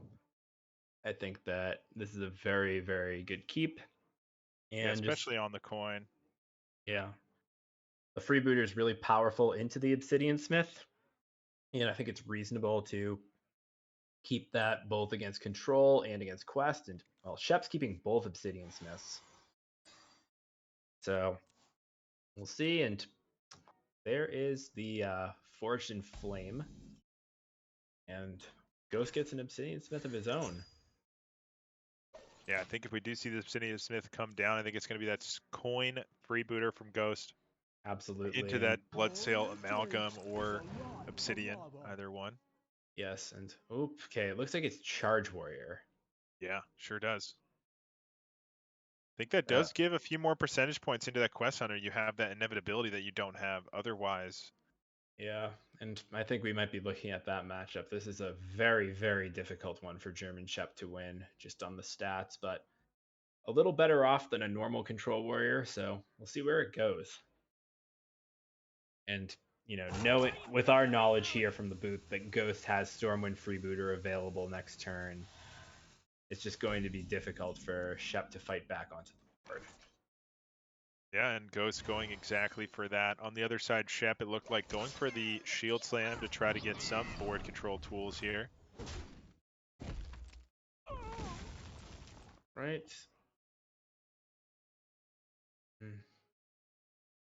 Tough spot. I think can't really afford to heavy plate up. Obsidian Smith also might not be enough to get you there. I think Smith trade though is probably the best outcome, and maybe just get your Rokara ready. So difficult. Yeah, really interesting situation here. I think I like that line though as well. Yeah, Faithless Manipulator. Oh, now we know Not good. Battlegrounds, Battlemaster, and Manipulator at the bottom though as well. So that combo is not coming out anytime soon. Just gonna really be playing that game of survival for now. Yes. Although Rokara, depending on how many manipulators are in the deck, I think that Rokara will create enough damage for probably Galvangar and a single manipulator to get there. Sure. So we'll see. And looks like Shep might be holding on to this heavy plate. Yeah, I could see that with the shield slam in hand. Nope. Could see an argument for it, but Shep saying, "Nah, I need to draw some more. Just get this Rukara in my hand now. I'll get a different card next turn." If they do make this trade, I have the Outrider's Axe to get some trades, or they play some minions I can trade into to draw that way. Yeah, tough choice here. The Cargo Guard, I think, is usually correct, and well, Yeah. that's just what we'll see.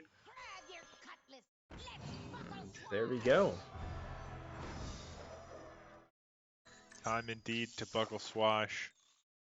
Yes, and those Whetstone Hatchet swings are gonna start adding up. Yeah, and gonna go for the trade here just to protect the minions a little bit. I'm not sure how I feel about that. It's always a tough question here when to stop trading. Yes, I think personally I'm on the side of, taking that damage face against the Control Warrior because, or obviously they're going to want to remove your threats. Yeah. So let's see. Oh, Fog Sail. Yeah, so just going for the volume of minions here. Yes, For and getting now. oh wow, incredible draws. And if you take the Obsidian Smith, you know that you still have access to Harbor Scamp and Bloodsail Raider. But goes with the Scamp. So I guess we'll see how that will go. But Shep can draw cards, but doesn't really have any removal that's really on at this point in the game. Yeah, big pickup there. I think that we were looking for would have been I don't know, what are we running? Do they run in the charge warrior? Do they have space?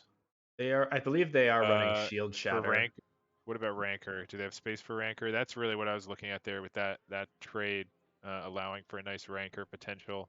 Sometimes it's a 1x. Yeah. I don't think they can run 2 though. Yeah, that's fair. So, but we can see Armor Up double Shield Slam if Shep really wants to preserve health. We could also just see a From the Depths, but Shep does know that Battlemaster and Faceless are 2 of the cards on the bottom, and neither of those help his hand very much. No, they are nice to reduce though for that combo, but right now it's more about surviving than worrying about the combo.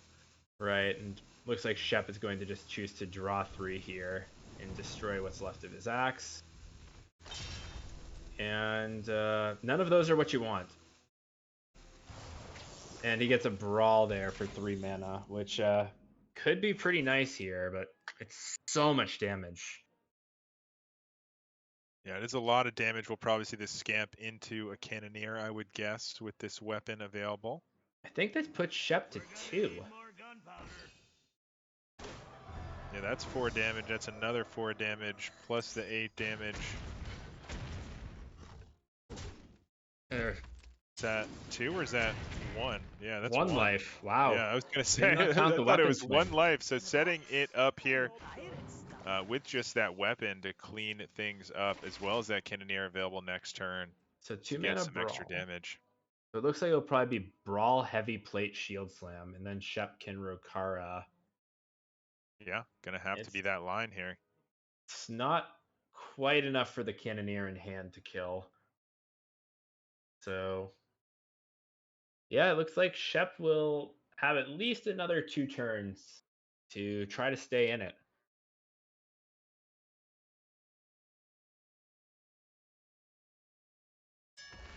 Yeah, here comes that Brawl to start.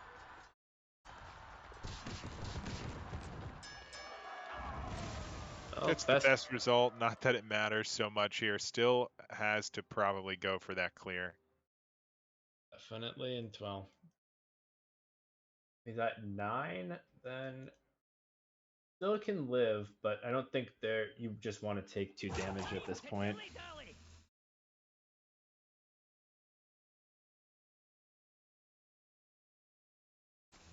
Yeah, I don't think you can't risk it with smite available. Right. Because smite would just be lethal leaving that up. So Yes. Ghost does have the option to push a little bit more here. Has the Defias and the Cargo Guard just to utilize the mana the best. Yep, and I'm guessing we'll just see that.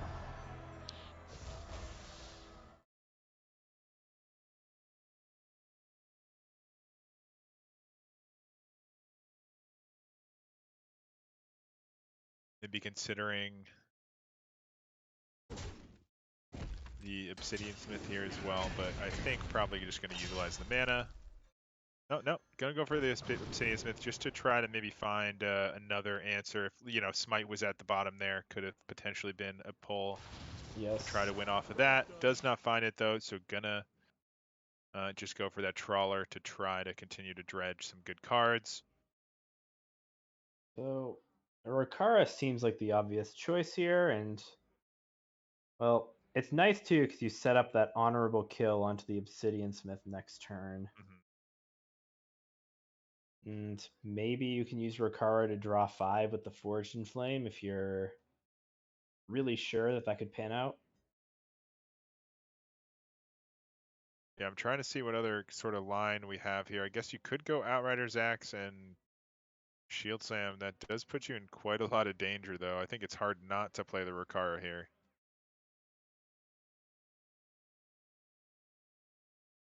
Could be Shield Slam, Hero Power, Outrider's Axe. Puts you at 3. That's pretty scary.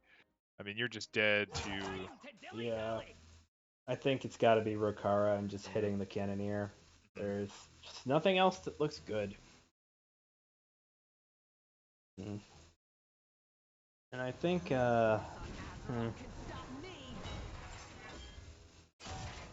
So, we have to start thinking a little...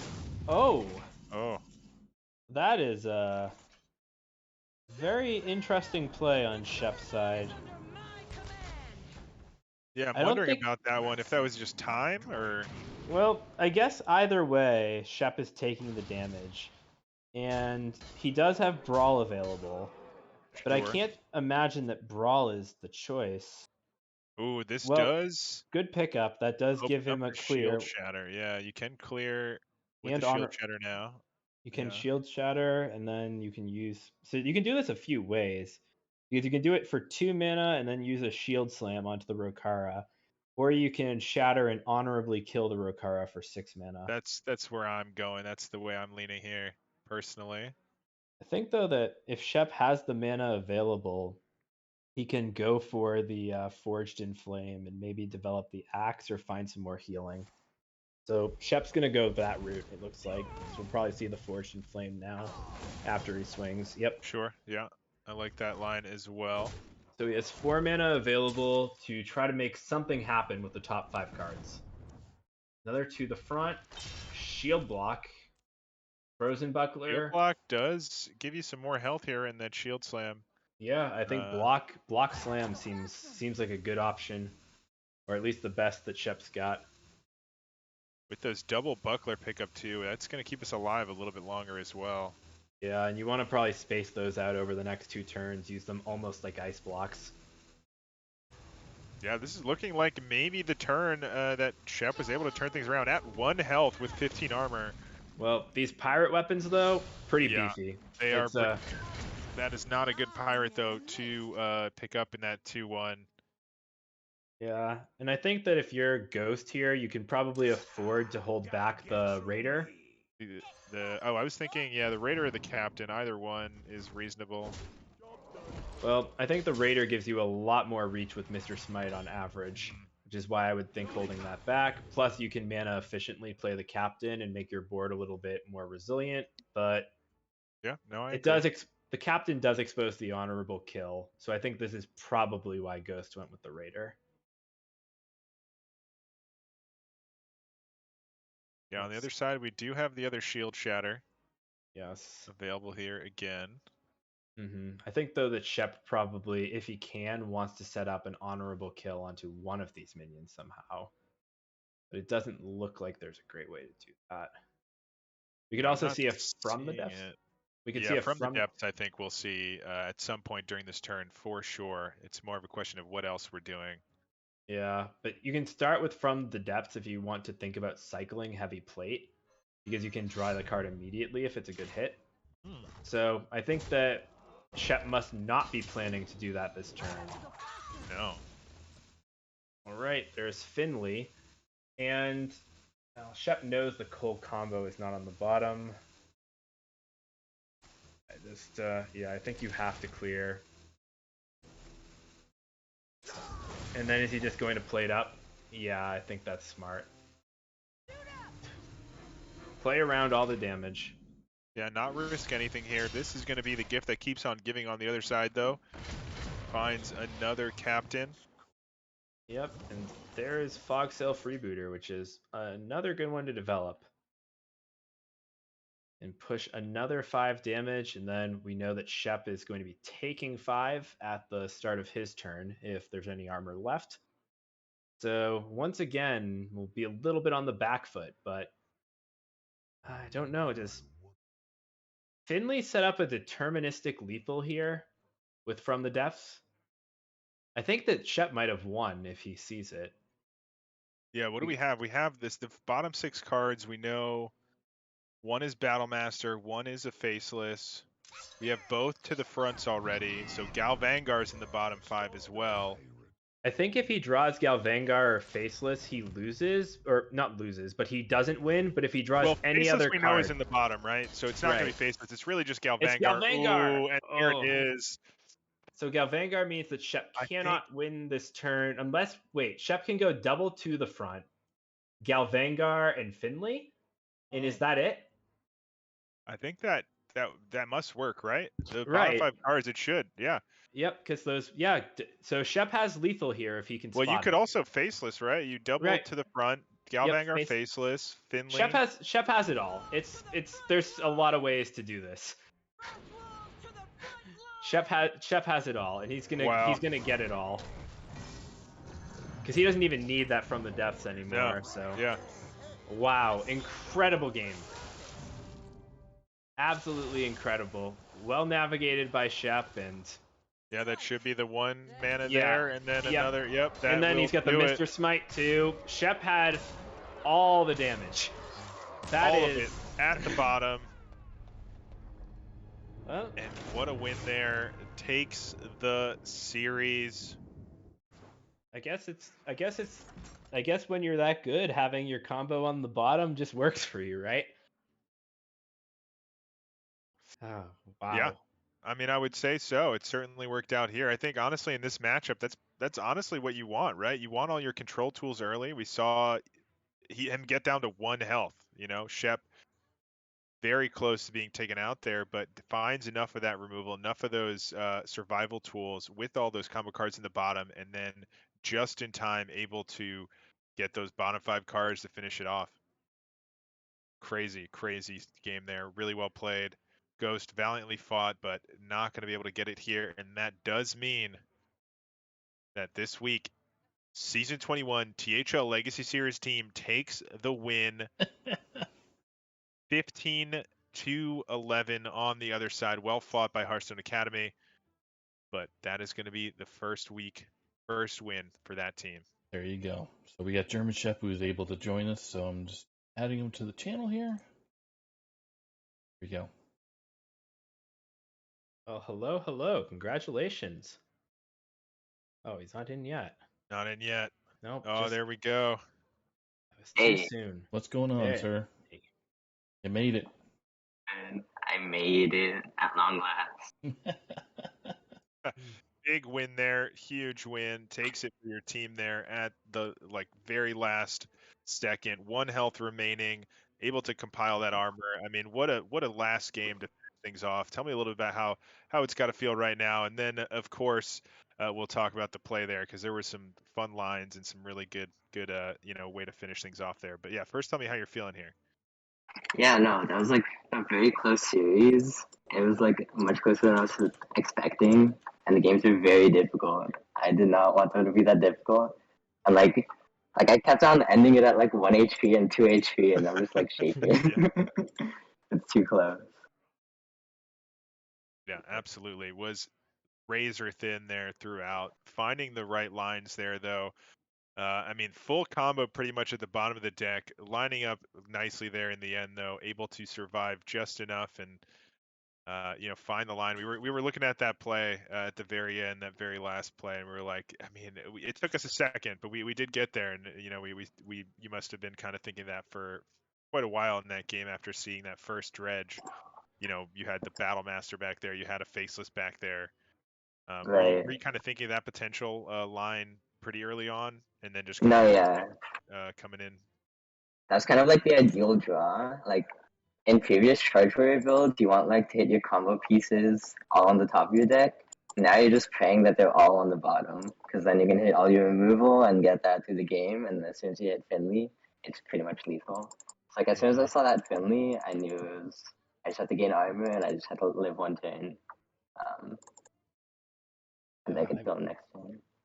yeah. I mean, it was pretty nasty. That's just what, like 54 damage out of nowhere, plus your weapon and everything else. Like that's the Yeah, way you Seems like it. good. Charge Warrior is broken.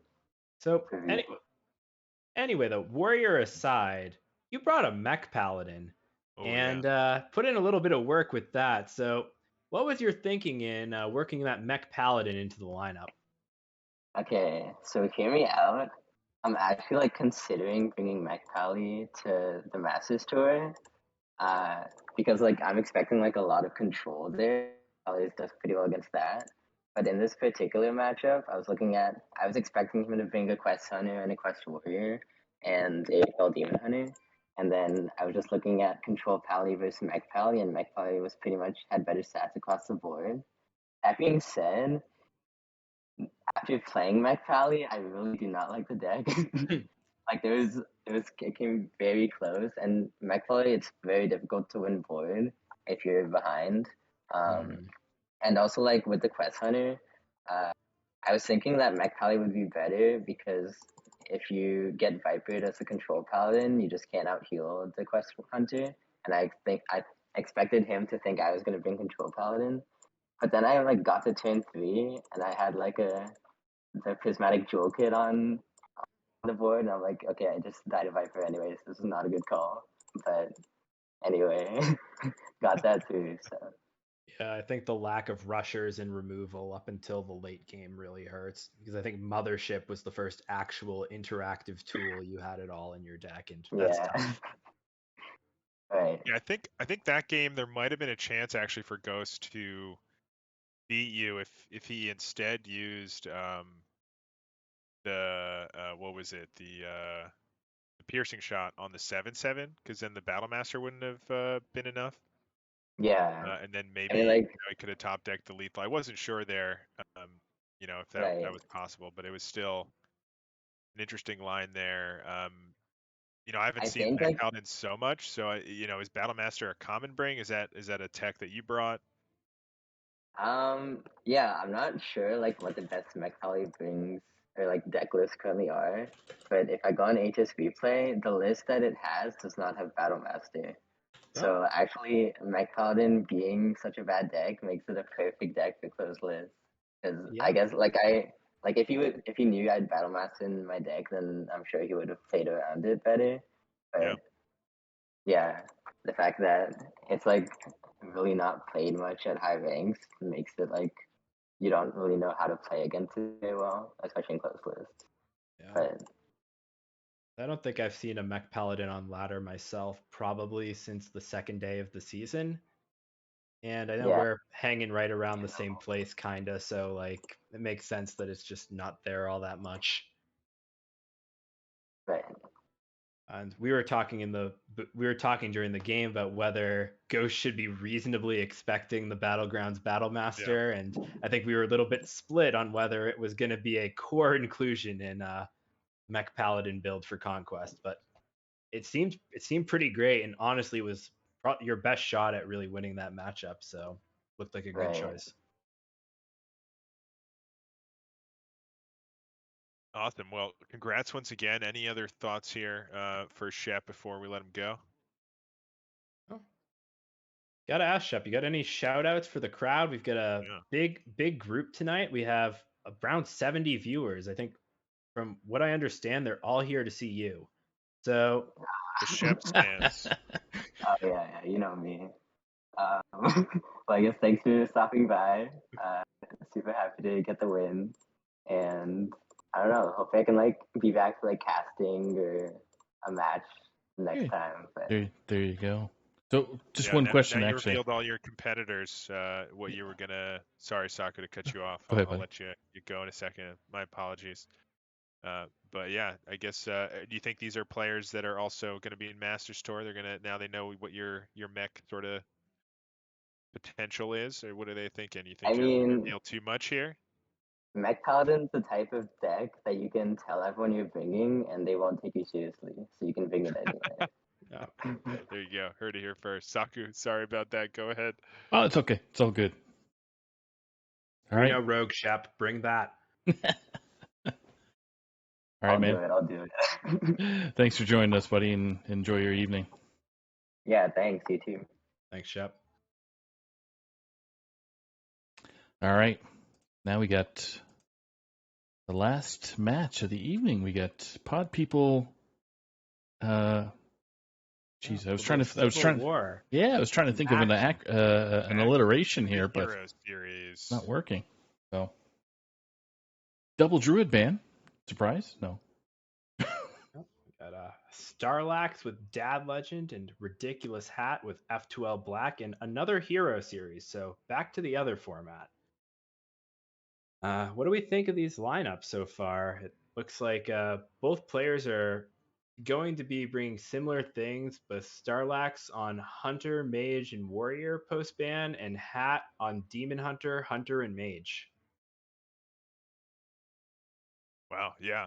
And I'm just seeing the matchup here. It looks like Itachi might have missed the submission deadline here or something. I believe. Yep. Thinking about the loss, and that means F12 Black 10-9. So it does come down to this final match here: Arhat versus Starlax. Arhat in the 3 seed. That's wild. Starlax too in the 3 seed. Both pretty good players to have there. Yeah, very, very strong in Legacy, but Hero is a different beast, and we'll see how it plays out. I think that the Warrior versus Demon Hunter bring is pretty interesting, and I honestly think that Warrior is going to be pretty big for Starlax. Yeah. If just Control lines up so well against all three of those other classes, and unless Hat really goes outside the box with the Mage and wants to bring something like a Hero Power version with Deep Water and like evokers and big spells, it's going to be really hard for him to find a way through that Warrior. So Starlax has some big sweep potential on that side. Yeah, absolutely. The Quest Hunter can definitely get there as well. For Arhat, if it is Quest Hunter into the Warrior, that's also a potential. It can get over the top sometimes, and then the Mage, like you said, you can go Ping Naga or that Ping Mage you were talking about. I think Ping Naga Mage can also get there sometimes. But we'll have to see what they think here going in. Interesting matchup, like you said. Though both of those druids being banned does mean, yeah. So Arhat with the Demon Hunter, Hunter and Mage, and on the other side the Hunter, Mage, and Warrior. You think we're going to see that Warrior come out first? You did mention that potential there to just take the series, so come out strong with the sweeping deck there. And if that is the case, Arhat could just come out with that Quest Hunter to try to answer. Yeah, I think that Arhat probably is pretty priced into the Quest Hunter for exactly that reason. But, when you have a deck that is pretty solid into all three of your opponents, I don't think you have to worry about it as much. So maybe Starlax could try to go for the Mage and sort of get a good matchup. I don't know what Mage Starlax is bringing, but if Starlax is a Naga Mage expert, then I feel like you can have some pretty good game into Quest Hunter if you can go off early. So maybe you can just do that to get information. But I don't know. I think that if we're just looking strictly for, you know, which deck is the best, I think you're right that the Warrior, though, is just the safe choice. But if There. it loses, Hat's Demon Hunter is looking great, and it'll be a tough one to come back from. Both play. Absolutely. Let's see. It looks like the players are in. Yep. Our Hat's sending the spectate invite, so I'm getting called already. Let's see it. It looks So- like it is going to be Starlax on the Warrior to start that we were saying does feel like the strong one there, but it is going to be Charge Warrior, so that charge control. And on the other side, Arhat bring in the Mage, and it looks like it's Naga Wildfire Hero Power Mage there. Yep, and Hat just goes right for the Wildfire, and you know, much like his show match with Zacho, it's always in the opening hand. He's ready to go. That's where it belongs. Yeah. I think it's a little bit difficult at this point now because it's just so hard for the Naga deck to get through board clears. And with Starlax already having the Shield Shatter in hand, could be pretty tricky. But Spite Lash Siren is there. We'll see if Hat wants to spend the resources on it in 2 turns. Oh, heavy plate. Amazing. There. That heavy plate Shield Shatter gives Starlax a 2-mana board clear. So even if Hat is able to go off with Spite Lash Siren, it just won't be enough to get over a Shield Shatter that just sends him back to square one. Yeah, it's gonna have to be copying those to get multiple turns. We'll see if this Amalgam can find maybe a Zola or just more Nagas here to cycle. Oh, that is so brutal. It's going to be a Nelly coming down. And oh boy, cycling away the heavy plate Nelly is a little ambitious, but Starlax is just going to slam that Nelly. And I actually think this puts Starlax in a little bit of a tougher spot than it looks like, because that Shield Shatter is no longer available. And if Hat can just go off with the Spite Lash Siren, there isn't an answer in sight. Yeah, absolutely. There is now a chance here to get through. What did we pick there? We went for the Pufferfist, the Trawler, and the Freebooter. All solid options there. Hat probably is pretty savvy, knows he can mouse over that Nelly in the log and see what Starlax chose. So, no mind games here. But, yeah, here it all comes. The Nagas are here, and I think we'll probably just see the next flurry. Or, don't even need to, just get down the Treasure Guard, or do you want to flurry for the hero power? Yep, flurry for the hero power, makes sense. And then there's the Treasure Guard, puts it back to spell. Yeah, and actually going to just push through this taunt here. Yes, but no clear. Now Starlax is just kind of out of luck. There's not any way in this hand to deal with this board. So yeah, could go for the Finley. Is there a Finley? We don't. What was at the bottom of the deck that maybe could get there? We would have to find one of those armor cards plus the other Shield Shatter, though. But they're both in hand. Oh, they're both in hand. You're right. I thought there was just one. Yeah, so that is not an option here. Yeah, I think that if I am Starlax, I want to play all of my pirates. Oh, the heavy plate's on the bottom, though. Bailed out. So he can put that heavy plate on top and get a board cleared next turn. But in the meantime, I think that he's just best off playing these pirates. Maybe not the Trawler. Yeah. No, it's just armor up and hold back. It telegraphs the position a little bit, and Hat having both Treasure Guards is very nice for reload. Yep, okay, I like the shield slam just to take away some of that damage. Yeah, because while the Charge Warrior does have a combo win condition, importantly in this case, it can just win by controlling the board repeatedly. until Hat can find Dawn Grasp or Mordrish Fisheye. I think that knowing that Starlax had the Warrior, going with this hero power version was a smart call on Hat's part. And that explosive rune seems like a bit of an odd choice. Hat knows that Starlax has those 1-mana pirates available in hand and can pretty much just dismantle that rune. So we're gonna see Starlax looks like might miss some armor gain there. The button is free if you do it before the shield Yeah, the shatter. button is free, so it looks like we are going to just try to play out these pirates. No, we're going to play Finley. Interesting. Clever play. We know From the Depths are both gone, so putting those cards on the bottom is really not the worst. I think that now, though, the armor is there. We see Yeah, I a mean, we could heavy. have just played out the pirates, though, for... I don't Well, know. Finley draws more cards this way, right? Yeah, This is working that's toward your true. combo more quickly. Yeah, that's true. So I think that Starlax probably recognizes from the Wildfire that our Hat's on the hero power variant. So he's probably looking to get that combo win condition more quickly so that Dawn Grasp doesn't win long. But even then, it's a little bit of a stretch. Starlax does have Forged available if he picks up Rokara, which is pretty key. Yeah, not able to find it here yet. Nope. Brawl picked up. Yeah, and you don't really want to remove this treasure guard because you don't want to give the draw to Hat. Yeah, But what did this? What are the spells we played? We played 2 flurries and a gift. I think so. Oh, Counterspell is actually a pretty nice one. Yeah. And that's what Hat opts for. So we see the Counterspell come up.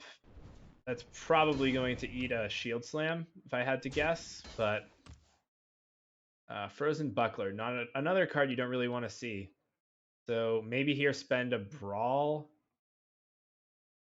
Very hard to say, because I think that you really are only interested in removing the school teacher. It could just be the buckler, to waste the buckler and then shield slam the 5/4, just because Yep. that is the only one that you care about. Yep, also completely valid. It's just I think in my mind a little bit hard to determine whether Brawler, the Frozen Buckler is more valuable. So Yeah. we see the Shield Slam and armor up. Starlax is really in the market for a Rokara or an Outrider's Axe. Now Hat goes fishing himself. Ruined Orb finds the Ignite is going to be nice to start getting going. Another counter spell available. Yeah, I think that's really the only card you want. And if you're Hat, you're pretty happy with that pickup. I think Counterspell and Counterspell hero power. Yeah, I think that's a pretty nice way to spend the rest of the turn. But yeah, even though like Starlax doesn't have much action, Hat is still a long way away from getting through this armor.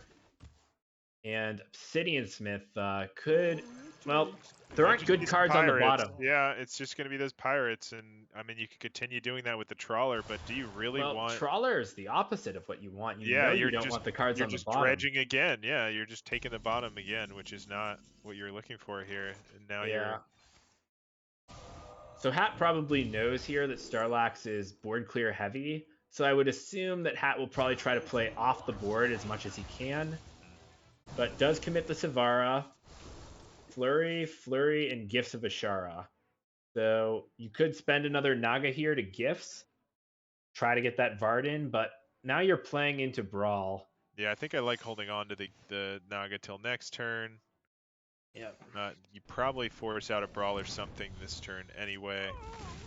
Yes. So we'll see here how this is navigated. I think that pirate just hurts. No. Oh, Shield Shatter. But it's too late. I guess it is 10 mana, and you can afford to spend 10 mana on it. Shield Shatter is okay. This lets you double Brawl here, or you can't even double Brawl. So, I don't know about this position. I think Starlax has to commit a Brawl here to the counterspell, and he doesn't. Arcane Intellect, Mordrish, ready to go. That's going to be pretty powerful here. That's a game changer, and Hat's sending this all to the face, trying to find as much damage as he can. Yeah, Spell Coiler coming down instantly. Oh, I don't know if that was Was that picking a really misclick? quickly. I might have been. I didn't even get to see the options there, and I don't think Flurry is what you want in this matchup. No. I think here you... Okay, so Hat is going to make the flurry play. I think showing the discover there is once again a little minor misstep. Hat has Yeah, two flurries in hand. yeah, the two Starlax were knows. known to be there. Yeah. But the shield shatter normally would clear things up, but Starlax is instead going to elect to use to the front to pop the counterspell and opt for a brawl.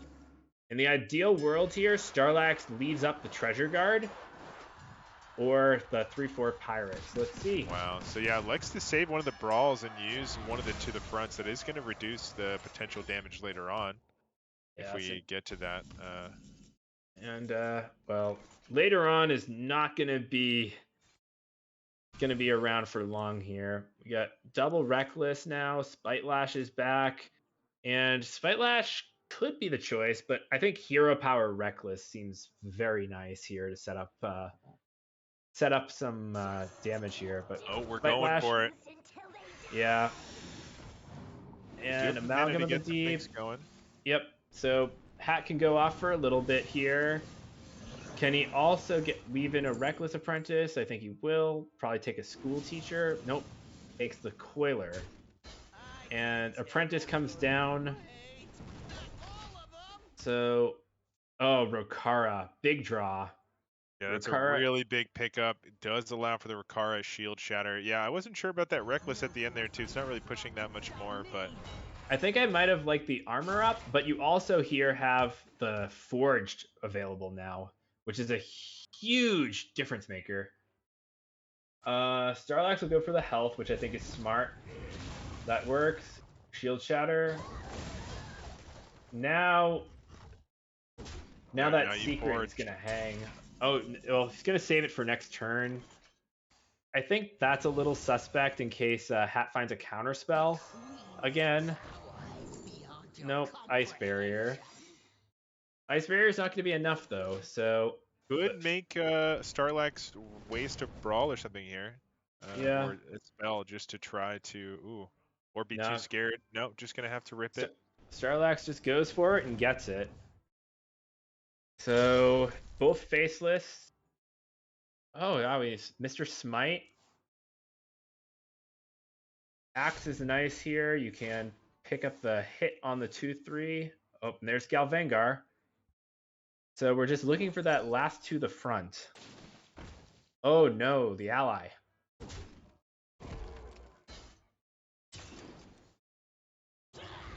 And then we could see the shield block here. Or the buckler. All right, that's a little bit of an odd choice. I don't know about that choice, but must be a reason. Yep. I think the freeze though is actually pretty pivotal. But how much damage do we have? We need the to the front, but yeah. So with to the front, you have Galvangar at 4, Faceless at 3, so you can only get a little bit. Yeah. Yeah, this is not looking so good for Starlax, but Hat is running out of cards. So that is also worth pointing out that both players are very low on resources in their deck. And it's possible that Fatigue might actually be a play for either of these competitors. Oh, actually going for the Forge and Flame. So going for the full draw here to get that to the front. Yep. And I think these hero powers are probably just going to keep going to the face. Yeah, I think just the inevitability for Starlax just has more damage, has 2 turns, could even just go... Yeah, I don't know. It's weird. It's so weird with the just one to the front having wasted the other one. Yeah. And we still have that brawl sitting in our hand. I really think we should, back then, it's coming down to that. Should have used that brawl to proc the counterspell, the first brawl. For sure. Well, Hat has Ignite actually because of that discovery, and he might. Yeah. So he might be running one naturally in the list, but well, We know it's not enough damage. Yeah, it's not enough damage, and now might have to use the brawl to survive another turn, but Arhat having that ignite could be some inevitability on the other side as well. Yeah. So brawl is going to come down here. Mm-hmm. This is not really what you want to be doing, but Starlack's kind of putting himself in a corner. Wrong pirate. I think that could be costly there. Ooh, Oh, it's the water elemental. yeah. I think that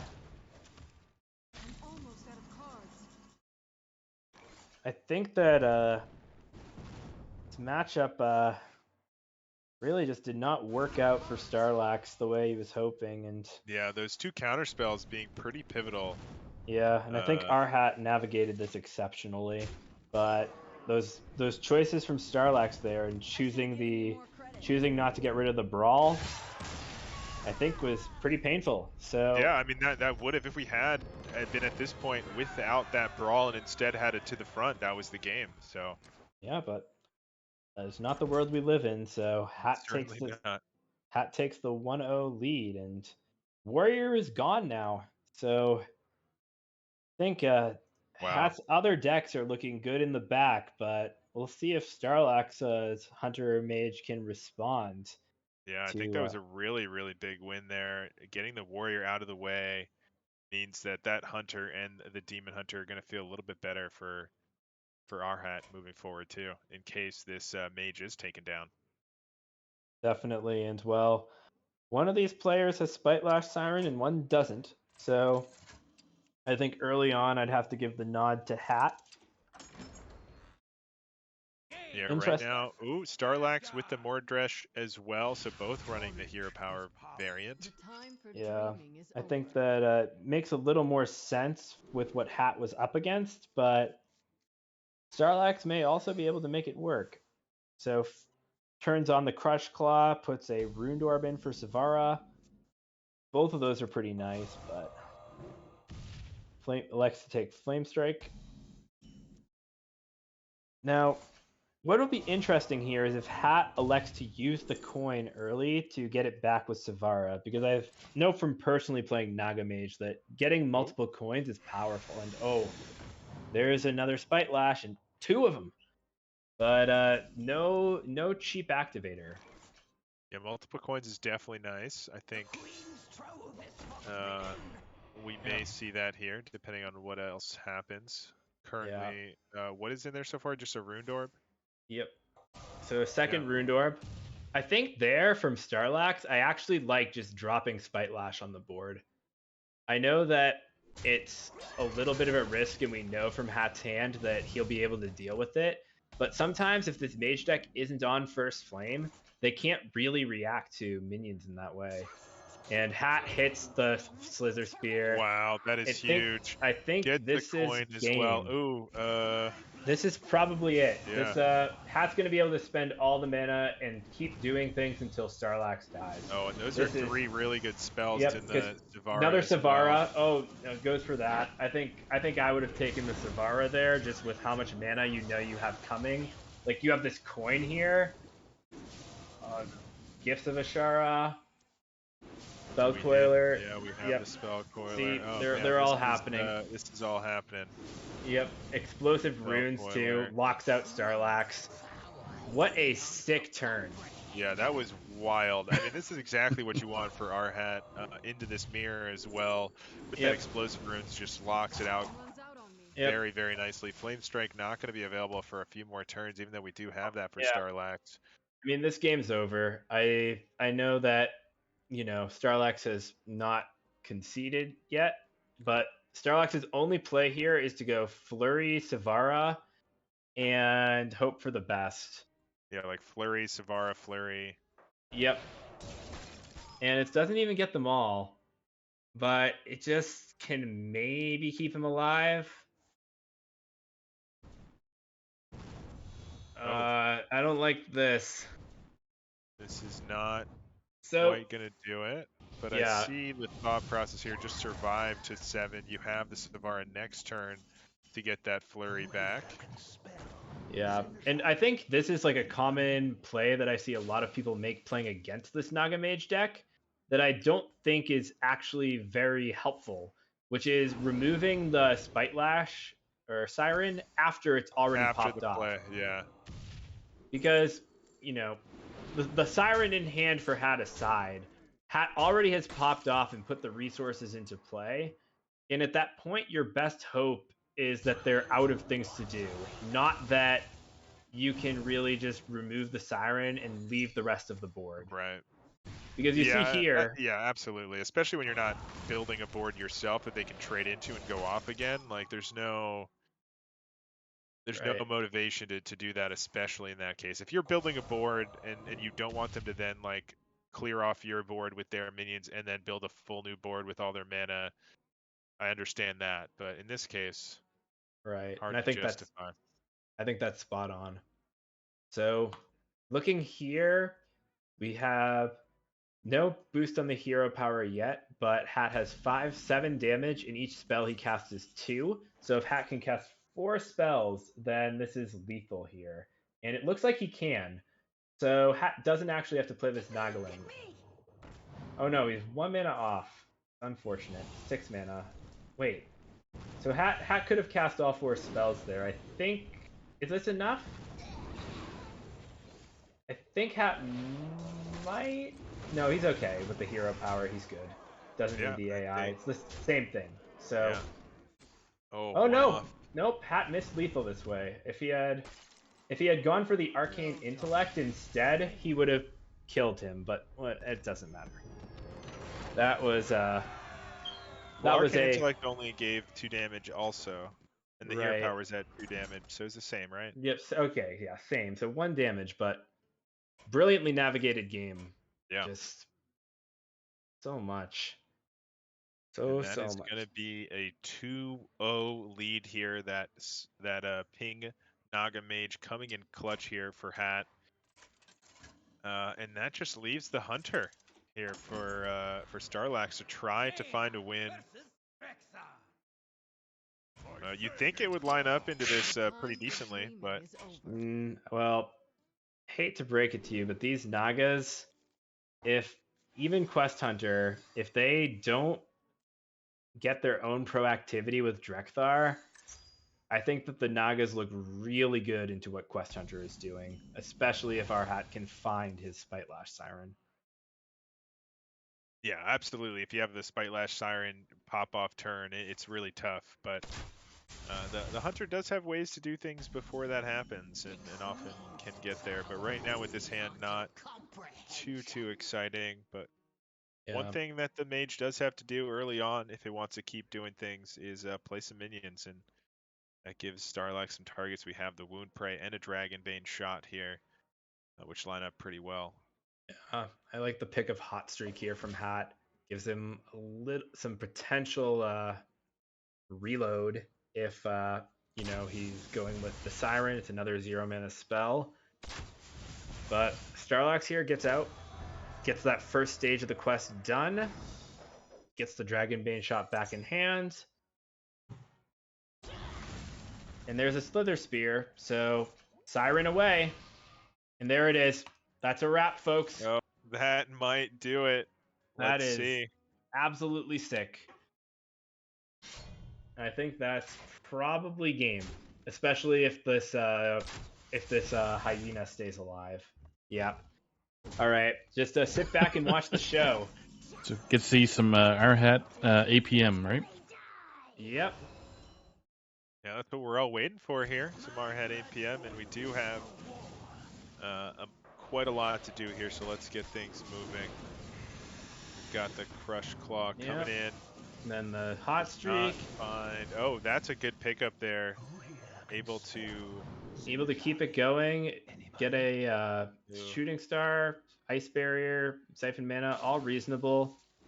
Elects to go with the Siphon Mana, and probably just see hero power here. Yeah. But yeah, like now you're the Quest Hunter. What do you do? That's a big board. Okay, explosive, not a bad pickup here. Does set up some Dragonbane shots later on. Could go for this Dragonbane shot to start, though. Continue completing this quest. We are now one away. Yep. So yeah, just maybe explosive, and Yeah, well, there's not I mean much else you could use the Dragonbane shot here instead, and then hero power down the 5/4. That's also an option, but Yeah, instead and going for the explosive trap. Yep, and I think I like that a little better, but the Spite Lash is still on the board. It's you get to explode these guys, get your quest stage done, but there's 4 other open slots there. It's just gonna get worse. Yeah, we only have one spell though to start right now. This gift is gonna have to draw some spells to keep the chain going. Well, we've got the gifts here drawing 2 cards. And with so many It Nagas does drawn. find the spell that is going to allow for and another spell as well. So this chain can just keep on trucking. Rune Door being used here first. Finds another spell, so the chain Counter can spell, continue. sure. Pick me. Mm-hmm. I think attacking with the 5/2 and siphoning it might have been a little bit better here, but it doesn't. But as long as Hat keeps doing things till that rope runs out, Yeah, I think he's going to be pretty happy with the probably result. okay, but yeah, you're absolutely right there. As you said, we would have had one more space here if we wanted for that treasure guard, maybe. Yes, or the reckless, but it's looking good for Hat. Yeah, 12 health here for Starlax. The board is full. No Naga to speak of to get this to proc twice. So instead, Yep, and Starlax once again is, just forced to play the spells out of hand. Gets the Tavish online, but we can see here that with the extra 4 damage of burst from Apprentice and Hero Power, that I think this is a wrap here. it should definitely be a wrap here. We're looking at 9 damage already, and the hero power is already at 2. That is going to do it. Starlax's not even going to wait it out. Yep. Knows it's probably done for, and that is our Hat with the clean sweep on that mage. Incredibly well done there to give the team a very big win there for F12 Black after Itachi missing that submission. Huge comeback. Dad Legend, unfortunately, not able to take it here. Well fought throughout those seeds, though, to try. And Starlax, unfortunately, taken down. A lot of sweeps here in this series. Risen getting swept as well. And, Itachi being the DQ. We got our Hat joining us in a quick second here. So, Alrighty. the man, the myth, the leader of the THL, our Hat. Welcome, our Hat. How's it going? Going well, and Welcome. Oh, I'm still spectating. Whoever we're going into a game. I guess Starlax is onto the ladder. Anyway, welcome, congratulations, big win for you and your team, of course, taking that first week over Dad Legend. A nice another sort of storied team here between the two, F12 Black and Dad Legend. Playing into your podcasting partner there in Starlax, how does it feel, first of all, to get that win, and then even better to get that sweep with the mage? So I know this might be surprising you guys. Winning feels good, sweeping feels better. Big fan of both. Well said. Yeah, indeed, and you kept doing the things until he died, and the Naga Mage looked awesome, and clearly you've had a lot of practice. Very, very clean play. Yeah. So clearly. I gotta ask you. Go ahead. I just I'm used to playing a lot of cards really fast, so this deck speaks to me. I felt fairly fortunate with how my draws went. It's like not trying to discount my own skills or saying I just got lucky. I don't think that's what happened, but I'll say that use caution when bringing this deck onto ladder. These results may not be replicated in any games that you bring it, because you might not always have Spite Lash coin 1-drop on 4. But you did tonight, and really that's the important thing. But I gotta I'm say, happy about it. If I could do that again, I would. Mm-hmm. I think in my own league matches this week, I had a similar experience with Naga Mage, so can relate there, and nothing to apologize for. You draw your cards sometimes. Well, I'm not sorry. Oh yeah. I would do it again. Yeah. Oh yeah, I'd do that every week if I could. Well, you did pack the wildfires in the deck though, and I know that inclusion What'd is you all one think? that. You like them? Oh, I do, and I mean I think especially against the warrior, like it's really actually gives you a little bit more in that matchup to kind of push through, and it's exactly what you did. But in your prep, did you have any thoughts on really what the pros and cons are of wildfires versus the more traditional list? We haven't talked very much, have we? My prep process is fairly organic. That's a good way to put it. I like that. Yeah. I thought this version was more fun than the other version, and I looked in the mirror and saw that I wasn't Habu Gabu, so I wasn't going to try and play his list.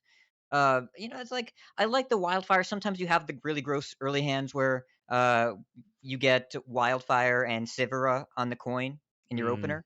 I did that in my legacy match that Lotus barely beat me in 5-game set. Right before we played this one, where I had a 6 attack hero power on 5. It doesn't happen all the time, but when it does, it's a cool story, and you win those games. So I don't know, like I did think that in the warrior matchup, I needed a little bit more juice because otherwise I'm just going to get shield shattered and brawled off the board, and I'm not going to win with ignites. But I will admit I have no idea what happened in that warrior game. I kept feeling like I was about to die, and then I didn't. Yeah. Yeah, there were a couple, I think, moments there for Starlax we were talking about. The counterspell certainly come in clutch. If the to the front wasn't counterspelled, I think you would have been dead there. But instead, opting to, I think there was a certain point where Starlax had 2 brawls in hand at 10 mana and could have used one to proc the counterspell we knew was there, and still gotten the board clear, and saved that to the front for the inevitability later on, but instead was kind of just stuck at having 18 damage from hand and not quite enough to take you out. Well, I mean, I'm glad it worked out that way for me, but I am fairly biased. But I will say that beating a turn 4 Nelly also felt pretty good, and I was so ready to restart my client, but thank goodness Blizzard looked down from above, said no bugs today, and instead we just had to fight that 4-mana Nelly the old-fashioned way. It's turn 3 depths, turn 4 depths. I was a little spooked. I was a little worried, like, what crazy stuff is going to happen to me, but thankfully, I didn't die that game, and in fact, got the Xaxes lethal that I definitely had to count like 5 times. All right, and well, I guess I've been asking people, but balance patch next week. We're gonna have some new things cropping up. Are there any decks you're on the lookout to maybe think about testing and trying out before you bring them in the next series? Anything to watch? Yeah. There's this deck that I'm curious about. I want to see how it does post balance patch. It's called Ramp Druid, and I am curious to see how it performs because I've been talking about it with people all week, and they're like, the build might die. And I asked, do you mean Kazakhstan? They say yes, and I say okay. If one card is a build, that is why I'm glad they're nerfing it. What I like about Ramp Druid is that it feels like Stormwind Handlock. What I dislike about Ramp Druid is that it feels like Stormwind Handlock pre-nerf. So I'm hoping that it's the inevitability, the inability to run out of threats goes away, but those giant swing turns in the mid game stick around. Because then people that want to equality or brawl you or whatever can do that.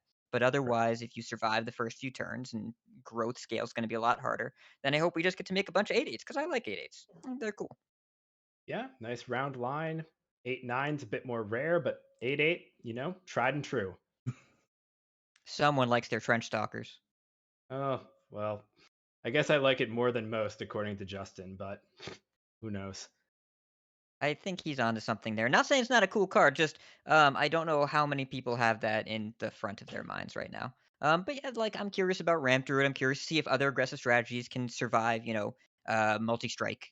I don't know if other minion-based decks will exist in the same way, but maybe like if there's a bunch of control warriors and holy paladins, maybe we see some mech decks that just play waves of garbage forever and you just can never catch up with them. Because I'm telling you, if I'm on Charge Warrior, the card I don't really want to see is Bubble Bot. Because how do you get Yeah. through 6 Divine Shield taunts? I'm Yeah. curious about that. Brawl or die, just like the old days. Yeah, it's kind of what Shep was saying in the previous match as well, prepping for this Master Store, talking about maybe, Mech Paladin being a thing. So Maybe. I If think he Shep might be said it, onto that sounds something. smart, so I agree with him. Well, there you go. Well done once again. Any words there to everyone watching THL land out there? All the players, all the spectators here as the, I don't know, the face. I don't know what do you call yourself? The hat of THL I don't really goes have a on name for the head. myself, man. A title. I don't know. What's your title? What title do you like to Oh, go I by? think it's commissioner. I don't know. I'm the person that responds to pings in There you go. THL chat. So like as that person, I think that we had a pretty good week 1. I mean, what do y'all think? This is the end of week 1 of this new season of the year of the Hydra. Y'all have a good time? Y'all think that it's going well? Hail Hydra. I like it. It's all good, man. Yeah. Shout out to the EU players, by the way. I want to welcome the pro EU Yes. players to the Yeah. scene. We've always flirted with various EU series, but pro seems to have taken off really well. No DQ is really happy about that, especially with the first day being posted late even by US time, let alone EU time. But all of our EU people seem to keep America time zones anyways. So shout out to you, EU people. Welcome. And everyone else, I hope you're having a good time here in week 1. And as a reminder, with the balance patch coming on Tuesday, that deck submission will be delayed to Thursday night for everybody, but still sub deadline is the same. There we go. I did have something to say after all, Don. Thank you. Oh, As there it commissioner is. of the league, yes. I There knew you there was go. something. I there had to be. Can't be on one Yeah, of these shows there's without always something. something. Exactly. And All thank you right. guys for putting on the show today and surviving that Control Warrior mirror. Well done. Worked out What pretty ain't no well. thing early in From the last time. season. We love that stuff. It's Yeah. when we kind of have seen it 1,000 times that it drags on. But Just right now gets it's still better. fresh. Or when they still have fun. Dr. Boom on 7, and then they keep rolling delivery drone. Oh man, Oh boy. Those are the 50-minute days. ladder games. Those were fun. Were they? Were they, Saku? Those were games. Ask yes. Comp how many specialist qualifiers he played during that era. 13 hours. Oh, 13-hour God. specialist. Yeah. No. Jesus. So, yeah, I totally Bless. forgot. Wow. Okay. That just gave me a headache. So, Yeah. Thanks so much for joining us, Arat. And Yeah. thanks to Starlax and all the other players for jumping on THL's matches tonight. Puts a little bit of pressure on, but we do it for the viewers, do it for everybody else that's out there in THL land. So, anything else coming Thanks, up? everyone. Yeah, you got it. Thanks, Arat.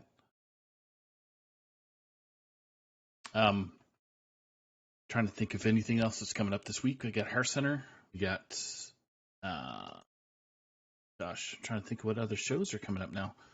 Things have changed a little bit. I know we're going into a new series that's coming out, the Challenger. So just keep an eyeball on the THL threads there, or the channels, to see what the Challenger series is all about. It was kicking around for a little while.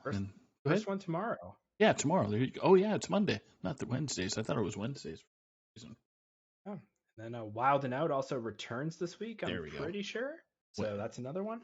Yeah, that's Wednesday. There we go. Wild Note Wednesday. Makes sense. And then Thursday is the schedule's changed a little bit, so it's thrown me off, and I didn't do my homework before we are on stream. So, but Thursday could be a day off, but then we wrap it back up again with Friday, Saturday, Sunday with all kinds of matches. So if anybody that's out there watching tonight that's interested in being on stream, please reach out to the various ops guys in the DHL thread called, I keep on forgetting how that's named, Stream Match Requests. So yeah, join there when you can. Any final words for you guys before we sign off for the evening? I want to say I got to see some great games, and Andon, it was a blast casting with you. No, I'm not usually going to be around on Sunday nights, but this was a lot of fun, and thank you everyone else for watching. Great games, great chat, great stream. was a blast. Yeah. Yeah, I mean, can't say much better than that. It was a lot of fun. Looking forward to this season. I'm getting more excited about Hearthstone than I think I was towards the end of last expansion. So happy for that, and hoping it leads to some more fun games to watch. And definitely started out strong this season. So Certainly thanks did. everybody for watching, and hope to see you guys next week. All right. Take care, everybody. Be safe out there.